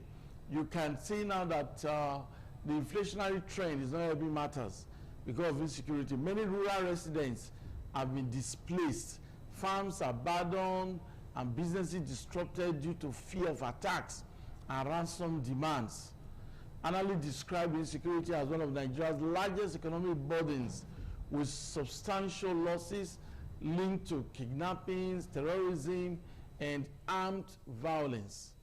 The federal government has continued military operations against insurgents and bandits. Additionally, Nigeria's National Assembly has advanced constitutional reforms that would allow states to establish their own police forces.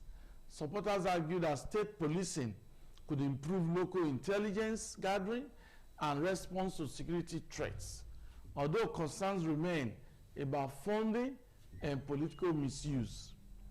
As of June 2026, insecurity in Nigeria remains a serious national challenge. While security forces continue operations against armed groups, persistent bandit attacks, kidnappings, terrorist activities, and communal violence continue to threaten lives, livelihoods, and economic development. So, strengthening security institutions, improving intelligence gathering, and addressing underlying socio-economic drivers of conflict remain critical to achieving lasting stability. That's the background of our discussion today. But we're going to start with Edo State before we now dovetail to other parts of the country. We must say kudos to His Excellency, the Governor of Edo State, distinguished Senator Monday Okpebholo, for taking a very drastic action in his approach to tackling insecurity, and that's the demolition of buildings linked to ritual killings, courtesy, and other crimes. We'll start our discussion from there, because just a few days ago in Uromi, we saw that very massive building, wonderful looking building that was brought down. But looking beautiful outside, inside there are allegations of ritual activities, courtesan, initiations, and all of that. That's what the authorities say. Bishop Lucky Omonabiese. Now, Governor Lucky, Governor Monday Okpebholo is not that governor that talks too much, but he seems to be an action governor. And we've seen the way they are going to deal with this issue of courtesan. Now he's tackling insecurity in a very wonderful dimension, tackling ritual activities and all of that. Do you think the governor is on track? Well, thank you, Joel. The governor has started doing well. It's like a hearing what we've been saying on ITV. Okay. And our complaint, our cry. You see, when you look at it, evil is evil.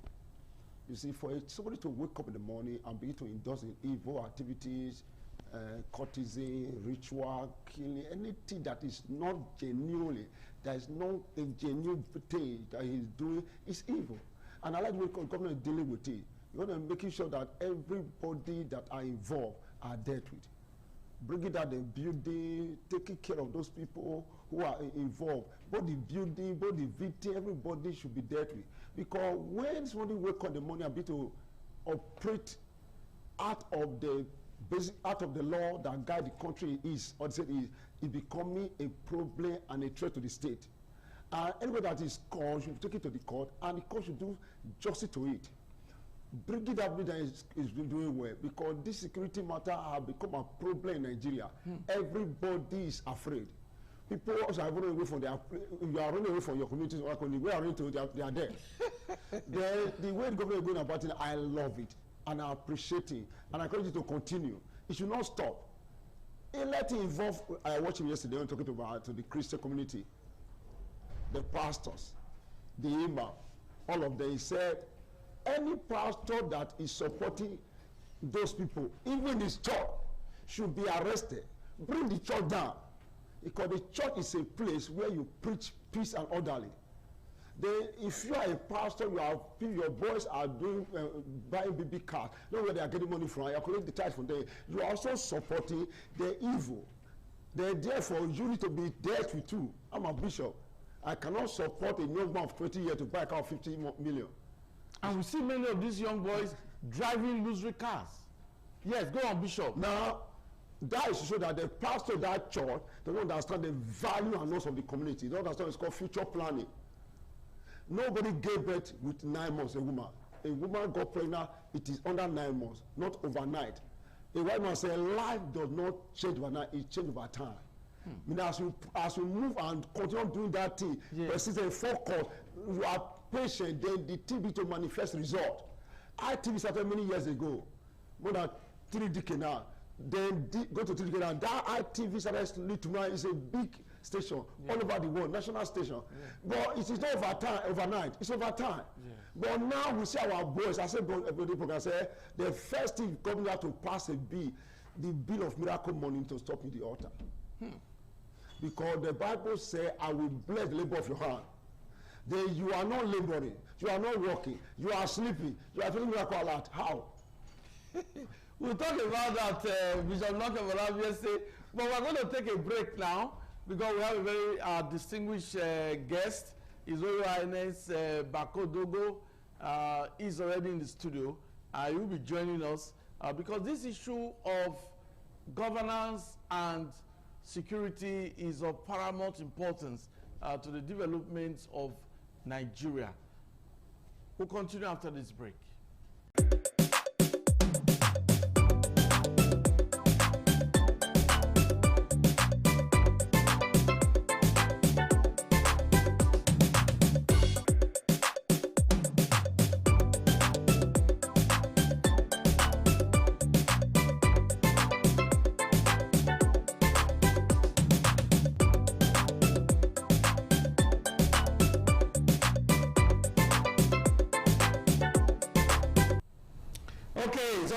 To have you back. Just joining us is His Royal Highness Bako Dogo. He's a traditional leader. He's a man that is really experienced when it comes to grassroots development. Nice to have you on the program today. Thank you so much. Okay. Thank you, Asato. We are looking at governance and security. Now, let me inform you that the insecurity in Nigeria is costing the country so much money. Now, what the federal government or state government would have invested in the economy, in other sectors, in infrastructure, is being channeled to tackling insecurity, and that is affecting the development of Nigeria. Then, before now, we talked about rural-urban migration as a problem, and governments at all levels were encouraged to ensure that there are infrastructure in the rural areas. So probably not the youths will not be running from the rural areas to the urban area. Now, insecurity has made so, in short, the elderly, the youths, the women, even children, to leave the rural areas to the urban area. They are displaced because of insecurity. Like I said, we've heard the opening remarks of Bishop Lucky Omonabiase. We'll talk more about some of the things he said. Some youths driving illusory vehicles without really having a particular business or job engagement. We'll talk about it. But Bakodogo, now, your opening remarks. We've seen in Edo now that Governor Monday Okpebholo destroys or approves the demolition of buildings linked to ritual activities, to cultism, and to crime. A few days ago at Uromi, we saw the wonderful building looking good outwardly, but there are allegations of ritual activities within the house. What's your take on the demolition? Well, yes, in as much I welcome that development. Issue of demolition will not just come first, because we have to weigh it. If somebody, I have so many houses in Benin, if my tenant commit a crime, you cannot just roll bulldozer to my house and start destroying. First of all, let it go through litigation. If the court found that person wanting, then you roll out the bulldozer there and demolish. Because it will come to a problem later where tenants who stays in the house and the house will be demolished, all because of the crime that tenant have committed. Those are my fear. And as a matter of fact, I'm even beginning to eject so many tenants away from my houses now. Because at the time you now eject so many tenants away from your house, you'll be left with nothing, because we don't know. The criminals are not written in the forehead. You will see someone that is very gentle, who is into crime. So that is why I am appealing to the government. First of all, there should be a committee or a judicial reason in place to investigate, not just to say the person confess that I stay in a social house. This is where I live. When the person will not roll a bulldozer there and destroy the house. No, it's not done that way. Let a proper facial machine of criminality be established and confirmed guilty. It is said in Nigeria court of law that is presumed somebody is innocent until he is found guilty by a competent court of law. Let us go. We should not be going by what do you call it? We call it Kangaroo style of life. We should go by what the law stipulates. Okay. By what the law stipulates, let us go by that. Although criminality in the country is not a welcome development. When we are looking at it, we say courtesan. Courtesan. What is courtesan? Courtesan is a wide scope issue. You understand me? So we want to look at courtesan. Those in the body is courtesan. Those in Lasibidi is courtesan. Asupika is courtesan. Have we been able to address those people? Are the people renounced? You understand me? So, or is it only the one in Malfight, what do you call it, Black Cat are courtesan? So let the government, let's show the awareness that whatever court you belongs to, whether it's this one, whether it's open, whether it's registered or not, courtesan is courtesan. So, and again, what now mitigates so many problems we are having now? If you look at the numbers of different kind of illicit drugs that is in Edo State now, that's Edo State, you see some people, some youth walking on the streets, dying. You understand me? So those also are part of the issue. Election is coming now. Election is coming. Who are they going to use for that election? Is this same youth? You understand me? So what are the grievances of the election? Gun and other things. Are they supposed to do that? The election is supposed to be through your voter card, your PVC. Yeah. Yes, if Nigeria, if we are getting a president who said enough is enough, when I win direct by the people. The people's mandate is what I will use. But in Nigeria today, no political party is exempted from it. No political party. Every political party say they are sent. They say that all the parties are in it. just because some will be having money more than some. And we, the citizens, we also have the blame as well. You understand me? So we also have the blame, and because many of us are preparing now on that day. If you have 8 children, you already calculate how much you are going to get. I'm telling you, we already calculate how much we are going to get, and it's part of the insecurity, part of the problem we are having in Nigeria. You can see today right now, kidnapping is no longer done by one set of people again now. It is now even people within that will be planning. The last one I saw in Lagos, where an inside person was the one who perpetrated that kidnapping. At the end of the day, thank God they were caught. My problem which I'm having, even the people in government are not also free from this issue. The security agents are not free from this issue. You understand me? So, like one of the mistakes the governor did, I would call it a big mistake, by merging civil defense with the police. It was a big mistake, very big mistake. You could have allowed the civil defense, that's the vigilante, because I call it civil defense because they look like them. The vigilante is supposed to be operating on their own, but whenever they harass, there will be a body that's okay. We hand it to that body, we again hand it to the police. At the time you handed it, you not say the vigilante and the police will work together. That is why we are finding what we are finding. Because the vigilante now is not the subject of road blocking. Go to everywhere and see they're blocking road, and when they are blocking road, the moment you stop, they're already demanding for money. So because that time that thing was created, you see the enthusiasm in them. The crime rate was reduced from even 90% to even 40, 30. But right now, it has not even gone to around 90% now. So I am appealing to the governor. Let it separate the police from the vigilante. Let the vigilante be on their own. Let them have a capable hand that will say yes, oversee the affair of the vigilante. If you go to a police station now, even the police in the station are more than even the one outside. How many police you have found outside? You see OC this, OC Lukuluku, OC Covenant, OC this. What are you OC for? Whereby you're supposed to be OC in the outside. You see, they will be well equipped with walkie-talking. They will be well equipped. Police don't supposed to be an issue in the station. I once told you in Russia. I went to Russia. I went to a police station. I only find 3 people in the station. What are the people there? They say, oh, they are in the field. Our camera is mounted everywhere because we are not spending enough on security. Why this issue now? Nigeria is the only country before now that have not paid attention to security. Even the attention we are talking about now, the attention we are talking about is not even still there. DSS was created or SSS was created in order to gather information. If you remember when we were young, intelligence. Yes, intelligence gathering. When we were young, we nobody talk. We have CID, we have people in the village now, and they come as a way of doing job. What they are coming to come and do there is to gather information.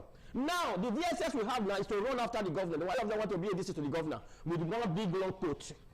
One big long coat. Is it what you are looking for? Is it really the government you want to be guiding?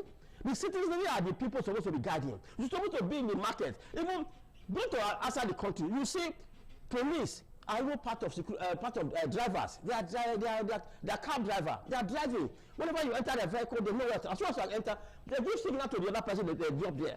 But we should also go into that one. The issue of Boko Haram now. I'm surprised that what is the duty of the DSS? Why have DSS not been able to be part of the Boko Haram? So that they will be able to gather information. Because now, look at one of the biggest problems again in Nigeria. The man coordinating all the information of security. He don't even know what he's doing. No Robado. He don't know what he's doing. Because he's supposed to be the center of coordination of the security in Nigeria. But today, you see, somebody will commit a crime in Sokoto, he comes to Benin, he start asking John, whether his name is Mohammed Kazim. So, even though you arrest him for another crime in Benin, put your hand in the very same. That we don't have fingerprint bank, which is an appalling. Any country you go to, if you commit any crime in Germany, you go to Holland. The moment you put your hand, your name, that fingerprint was because they have a fingerprint bank. You're supposed to be coordinating all the security agents. Even what you have in a passport, your passport supposed to be transferred to this to that fingerprint bank. You don't have it. Understand me? So why again? Election we are talking. You're not supposed to be talking about come and do voters card. Your national identity card supposed to be your voter's card. Okay, thank you, Bako. You've spoken extensively on a number of issues, and I believe that the authorities will heed your advice, will heed your call, because a lot needs to be done. But we'll come back to Edo State, and His Royal Highness Bako Dogo said demolition should not be the first step. That's his own opinion, but he says that it should pass through the legal system before any action is carried out. But some persons say, you know, when things are tough, you have to approach it in a tough way, you know, but then he's saying caution. There must be caution. But in Uromi, and that's where Bishop Lucky Omonabe is going to talk about, we saw the photographs of even young men displayed, and they've been called to report to the authorities, which is a good one. So it's not left for them to obey and, you know, report as directed, you know. But the governor is from Isha extraction, and is not sparing any of the persons from Edo Central or wherever, whether you are Isha, whether you are Benin, whether you are Auchi, whether you are from Auchi, whether you are from where, as well as you are from Edo State, you are caught, you are dealt with. So, Bishop Lucky, don't you think what the governor has done is exemplary? By not saying, oh, this person is from Isha land, let's cover up. He has not allowed that. He destroyed building in Uromi, and he's from Udomi. He's an Isha man. Irwa. He's from Irwa, Idomi Irwa, you know. So how would you describe this kind of conduct of the governor? You see, a white man said, charity begins at home. Yes. Bible said, the enemy of a man are a member of his household. Now, the governor knew that he cannot start from Edo Side. He needs to start from his home. Use that as an example. That's what you're doing now. That's what I did in Rome. If you look at that video, it's on Facebook. The people occupied that house. They are young men. And when they put down the house, we found out by the understanding that there's something inside the house. That they found a certain body that is almost decaying. Yes. Now, these are young guys. Now, if you look at these young guys are not working. These young guys are just moving up and down, and you think that they are doing good job. And the governor look at the only way I can deal with this guy, because they have been using police, arresting them, releasing them, take them to court, take them to prison. They after the sergeant and they come back, they still go to the same job. Then the governor says, okay, fine. At this journey, this is my land. I want to take action in my land. Let me be to deal with the people. You that I have a house, I have tenant. If you are in my house, daybreak, I the landlord, I went to my business. I'm a bishop, I have branches, I'm a farmer. I do other things to sustain myself. Then you is my tenant. Every day you are sleeping in the morning till evening. In the night, you will on your solar or your gen till daybreak, you won't sleep. If I am not a part of that, if I'm not gaining from that your dubious art, I should start asking what? Question. Like your ministry, if you are in my ministry and you buy a car for 48 million, 50 million, 30 million, and I ask you, how old are you? And Bishop, I'm 25 years. I will say to what? That because by understanding, at that age, you can't make such money. What do you do for living? Who are you? You now say to me, I am just, I am doing internet business. Which internet business? What are you selling the internet? Are you selling cars? Are you selling shoes? What are you doing? What's your business? You say you are into fraud. Then be into fraud alone. You are defrauding somebody else hard-earned money. So this labor, whether black or white, is human being. As you defraud them, the pay, that person may die of heart attack. And you are enjoying somebody's blood money. If the person collect tithe or anything from that person, you are a part of that thing. Yeah, I mentioned all my youth must go to school. All my youth must learn trade. All my youth must do things with your hands. We are trained like that. Then what the government is doing, I supported it, because Nigeria have come to a point that we have stubborn Nigerians who will not listen, then they need to listen by force. Not people that will just wake up in the morning and start doing something different. Until we started sensitizing this thing, taking action over many things, you will see that this country will never live free from insecurity. Because the way we are going now, a time will come, you see a boy of 10 years driving like your car.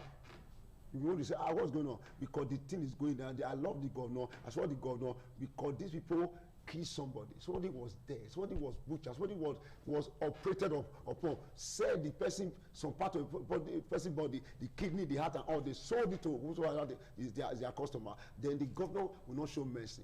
Thank you very much. We'll talk more, but that will be after this break.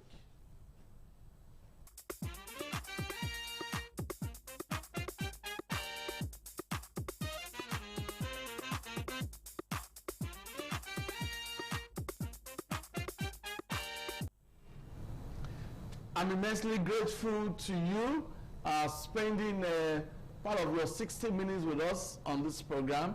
And for those who started with us, I'm also grateful. My guest, His Royal Highness Bako Dogo, is with us. And of course, Bishop Loke Omonabiese. You can see what they've said.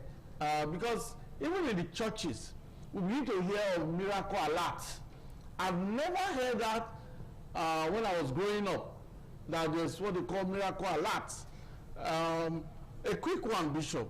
Now, why do some people believe that, some clergymen believe that there's miracle alert? You see, that is another form of fraud. I don't know where they coined that one from. Okay. You can't study theology now. So you say they quote 1 Kings 17.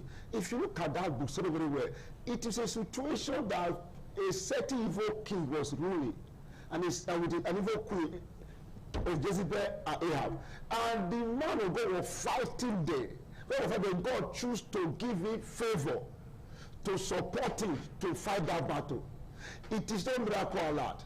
But when we are going to churches now, is that somebody will open his hand and say that tomorrow we get money. And the Bible does not say so. So the Bible says, I will bless the labor of your hand. So the youth must be given employment. Yes. The government, let the youth go and learn work. Let God say, I think I said this program, government cannot employ everybody. We have been saying, we have self-employed. We have people that are going to work in the private company. We have people that are going to work in government sector. Then the youth have to ready because there's no way you can succeed. But if you just say want to go back, God give miracle alert that enter churches around that kind about 10 years ago now, that make our youth refuse to go and learn work. They will just decide to sit down and begin to run. And this, as a time will come, God give you a governor who will focus on your body, whether you are a pastor, you are an imam, you are a specialist, they will focus on Lord to know what are you practicing night and day. Now, what are the people are gathering? Who are these people? And know whether you are the one God call you call God. Want to know how you arrive at this point. Thank you very much. In Anambra State, we've seen that Professor Soludo, the governor of Anambra State, is tackling fake pastors, is dealing with them. He dealt with ritualists, he dealt with native doctors who make charms for criminals.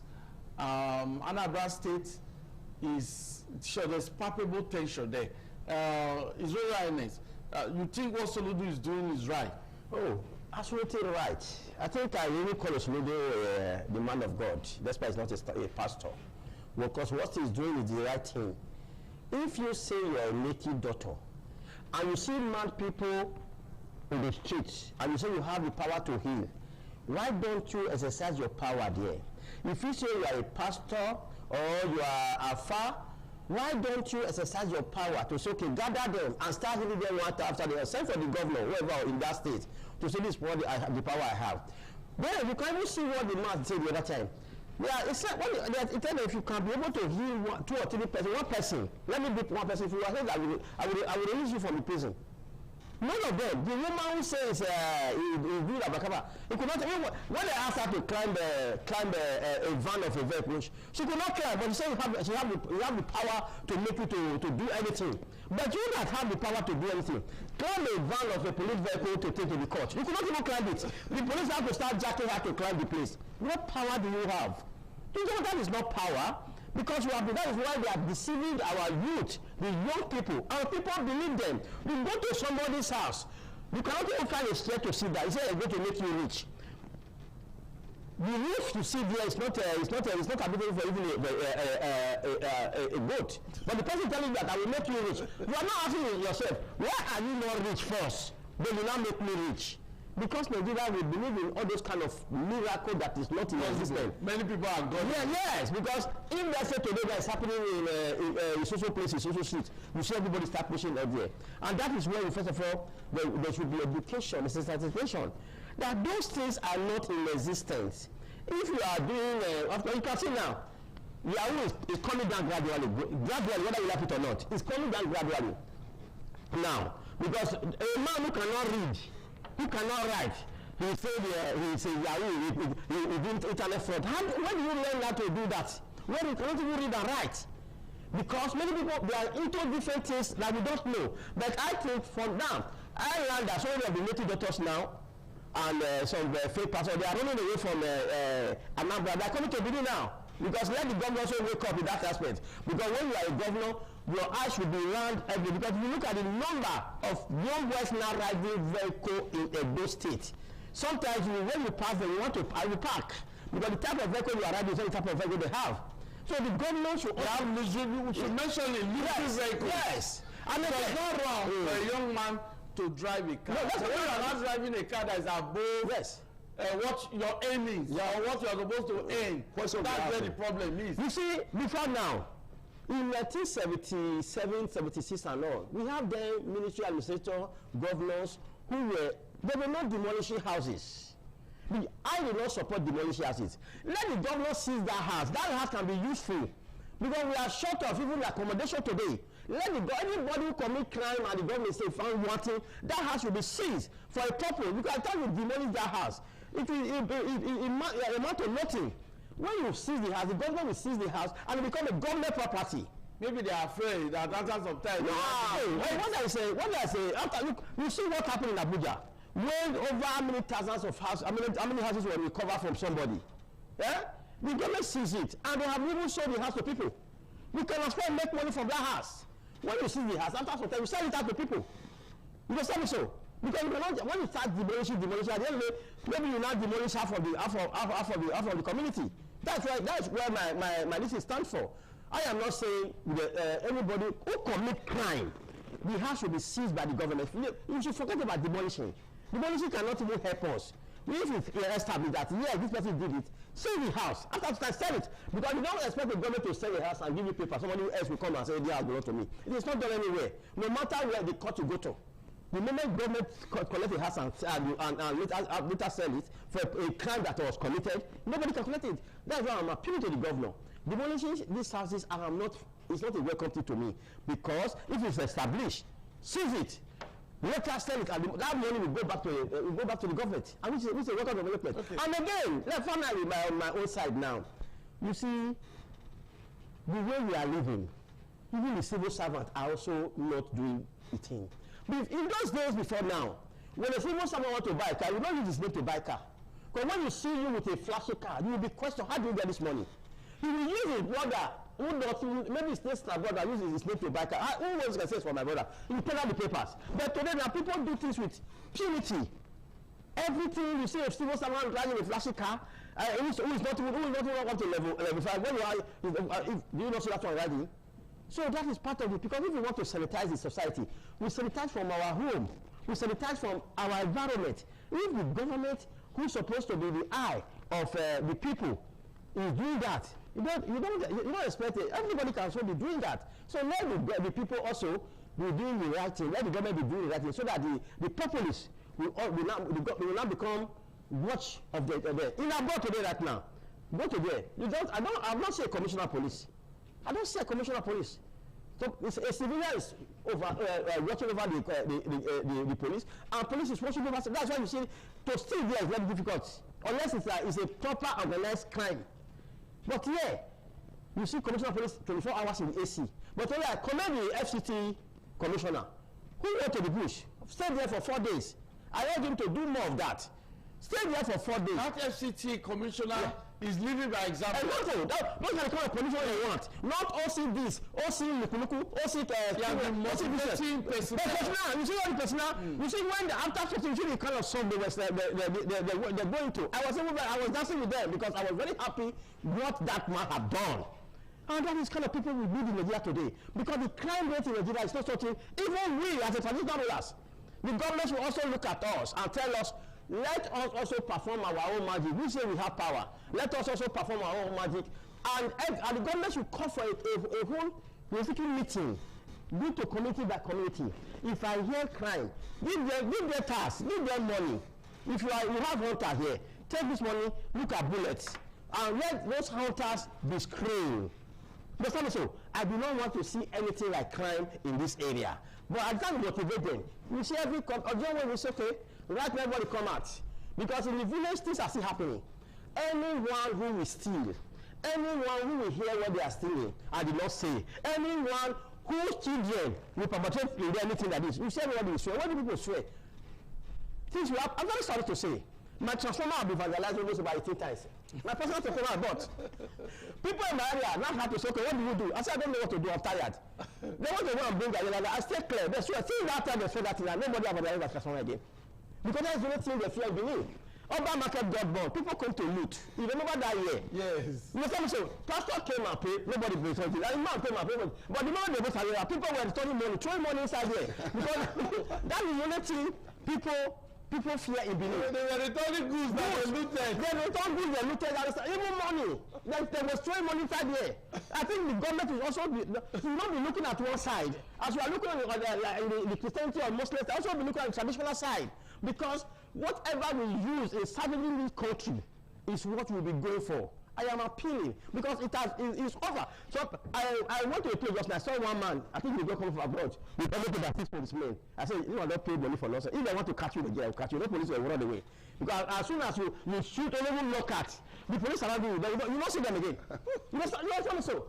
Because it is better we start learning. You know Island. No, Nigerian police, they can't run when they hear knockout. Not because of knockout. I have experienced it. You understand me so? I experienced it when in my place, when I was in Bassa local government. I see soldier and police running. But I say it is time for me. If I die, I will die as a hero. As soon as I raise up my arm, all my people say, if a king can raise up his arm, those who have gun or not, all of them follow me because I live by example. You understand me so? Things are happening. Just look at what you call it, vegetable market. That kidnapping that took place. Police were there. They said police were running.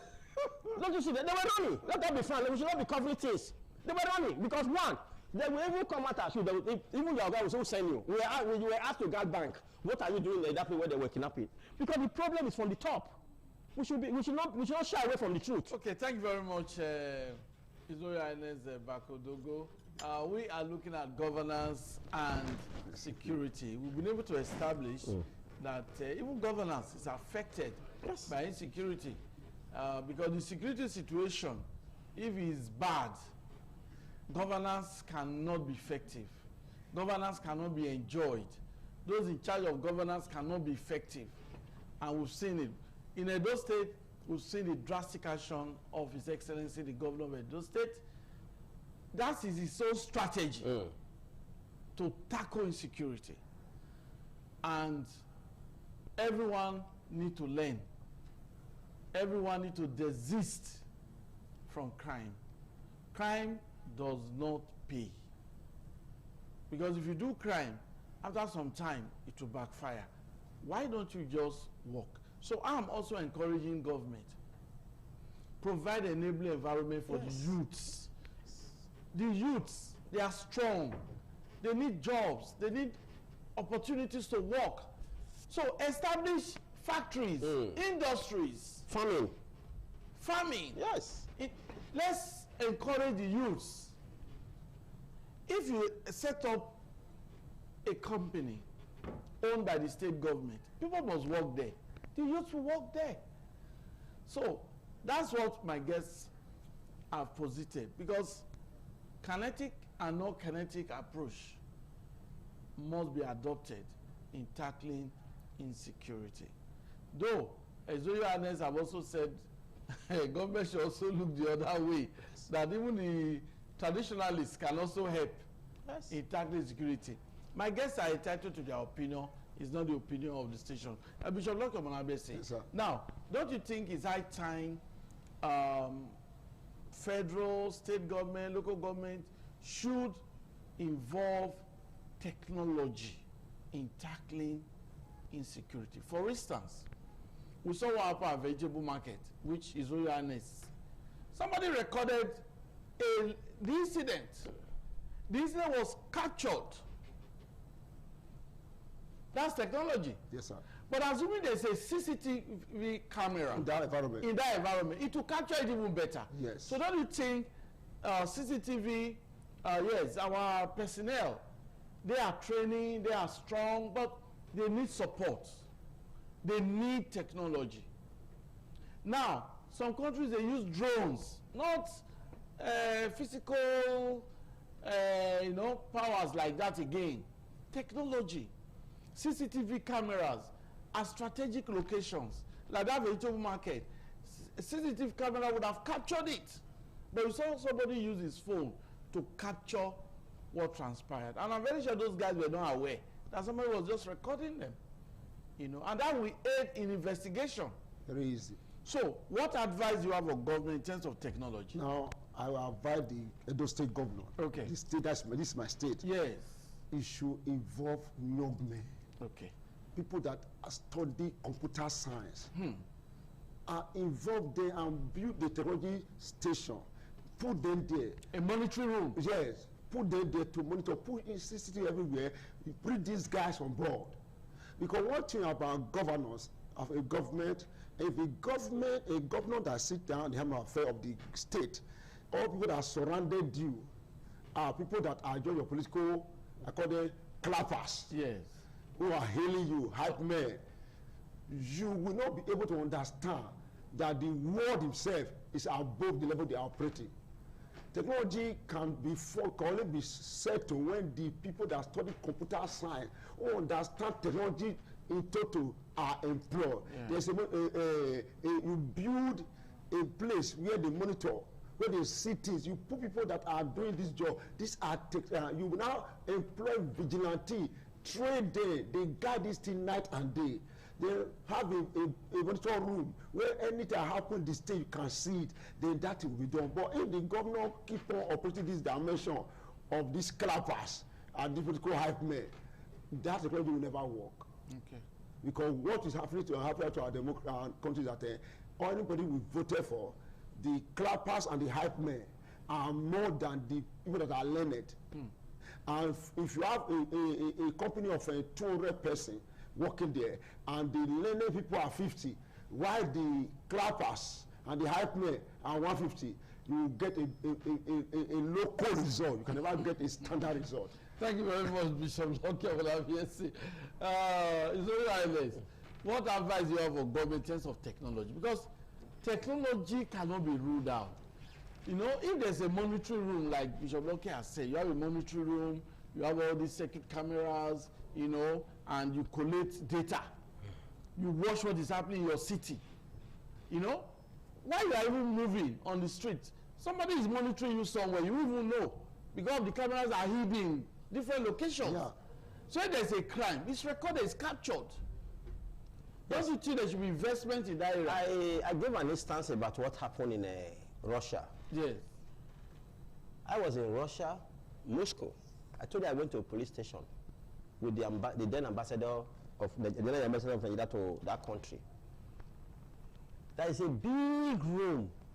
Everything that is happening in the entire Russia, not only there is one that okay, this one is what's happening in Moscow, in St. Petersburg.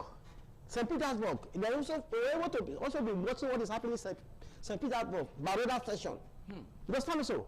They will also be able to monitor what was happening in the border to Belarus. You understand so? That is, you must devote yourself. We are not paying attention to security. I said it before. I said it before. We are not paying. Nigeria is not paying. What is federal and state are not paying that real attention, because this kind of stealing of silly goats is no longer in existence today. And the approach we are approaching is the one of civil growth. We are going to hide. If they carry go, they come. That's not what we are after again. What they are doing now is high-level kind of kidnapping and stealing. So what you need is to have those kind of camera CCTV that you will be in Benin here. You will be able to watch what is happening now with you. You will be in Benin here, you will be able to watch what is happening in Agrada Bode. You will be in Benin here, what is happening in my village in Lemuhi in Lekpoma, you will be able to watch it. You understand me? So you may not put the camera in the farm, because even if you put it in the farm, nobody, it will not work. But let it be in where people are populated, where people are staying. You understand me? So, and it will be, and it's not just to put the camera. What happened in Russia, I think that they are working it, and that's why the police, every police have a code. You must see somebody going, oh one, look at somebody with a bag. What is in that bag? Follow the person. Because every camera has a code. Every security agent has a code. They know who to call in social place. It's not just to put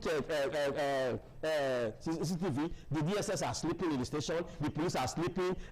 The civil defense that was proactive before they gave their license. The next thing, if they gave them gun, they will be active. Since they gave them gun, you don't see them in the bush again. The purpose of a place civil defense was to be going through the bush. You don't see anyone going through the bush again now. All of them are there. They will wear one. I don't know where they sold that black thing, whether they put from inside. Their chest will be very swell. That's what they are doing now. You understand me? So because before they gave their license, they cried that they can go through the bush. They will compliment what the police is doing. Seeing license are be given to them. Seeing gun are be given to them. You don't see them in the bush again. They are also staying in the station. They have different units. There are some that also monitor infrastructure, monitor pipelines, and all of that. There's something you should understand. When crime becomes crime, forget about unit. Everybody will now be in the field. Forget about unit. Forget about whether this one belongs to narcotic, whether this one belongs to ghost stealing station, whether this one belongs to sugar station. No, everybody should be in the field, because the thing now are now eating us badly. You cannot even go to your village and say you are driving to village. You can't go to anywhere. The road is no longer safe. Tell me, if we have security, able men from here to Okene, do you think any robbery will take place? No. They can't be frank. Even if you don't even block the road, you don't block the road at all. And you have people you see security talking with walkie-talkie, by not even blocking the road, there will be no single crime committed in that area at all. I urge the government to please do something and employ even our youth, employ them, both men and women, whether they go to school or don't go to school, train them. Whoever is employed and trained will become an expert. You understand me? So you don't be talking about certificate. Because the thing now become, let them take them off the street. For example, you go to my place now, Lekpoma, or in what do you call it, Ovia, build a house in a tent, or what do you call it, in the bush. Employ them. Okay, I want you to farm me. When the farm, I will mow the farm. I will buy the business. Be paying them. Will they do it? They will do it. Okay. Thank you, Zoe Ernest. Because of time, I'm really grateful to my guest. Bishop Loke Monabia say thank you. God bless you. His Royal Highness Bako, thank you so very much. Thank you. And our viewer out there, thanks for your time. I believe you've enjoyed today's program. Insecurity is a menace. We must all collectively support government to tackle this monster for Nigeria to remain a country that we can really live in.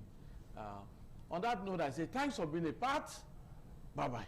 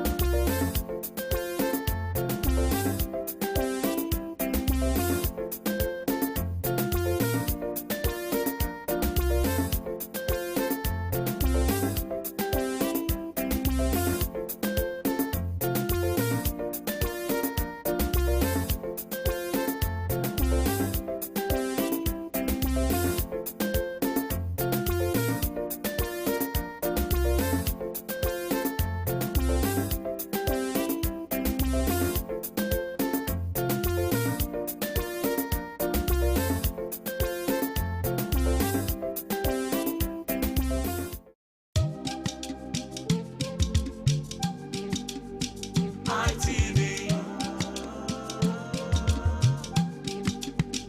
ITV. ITV. Certainly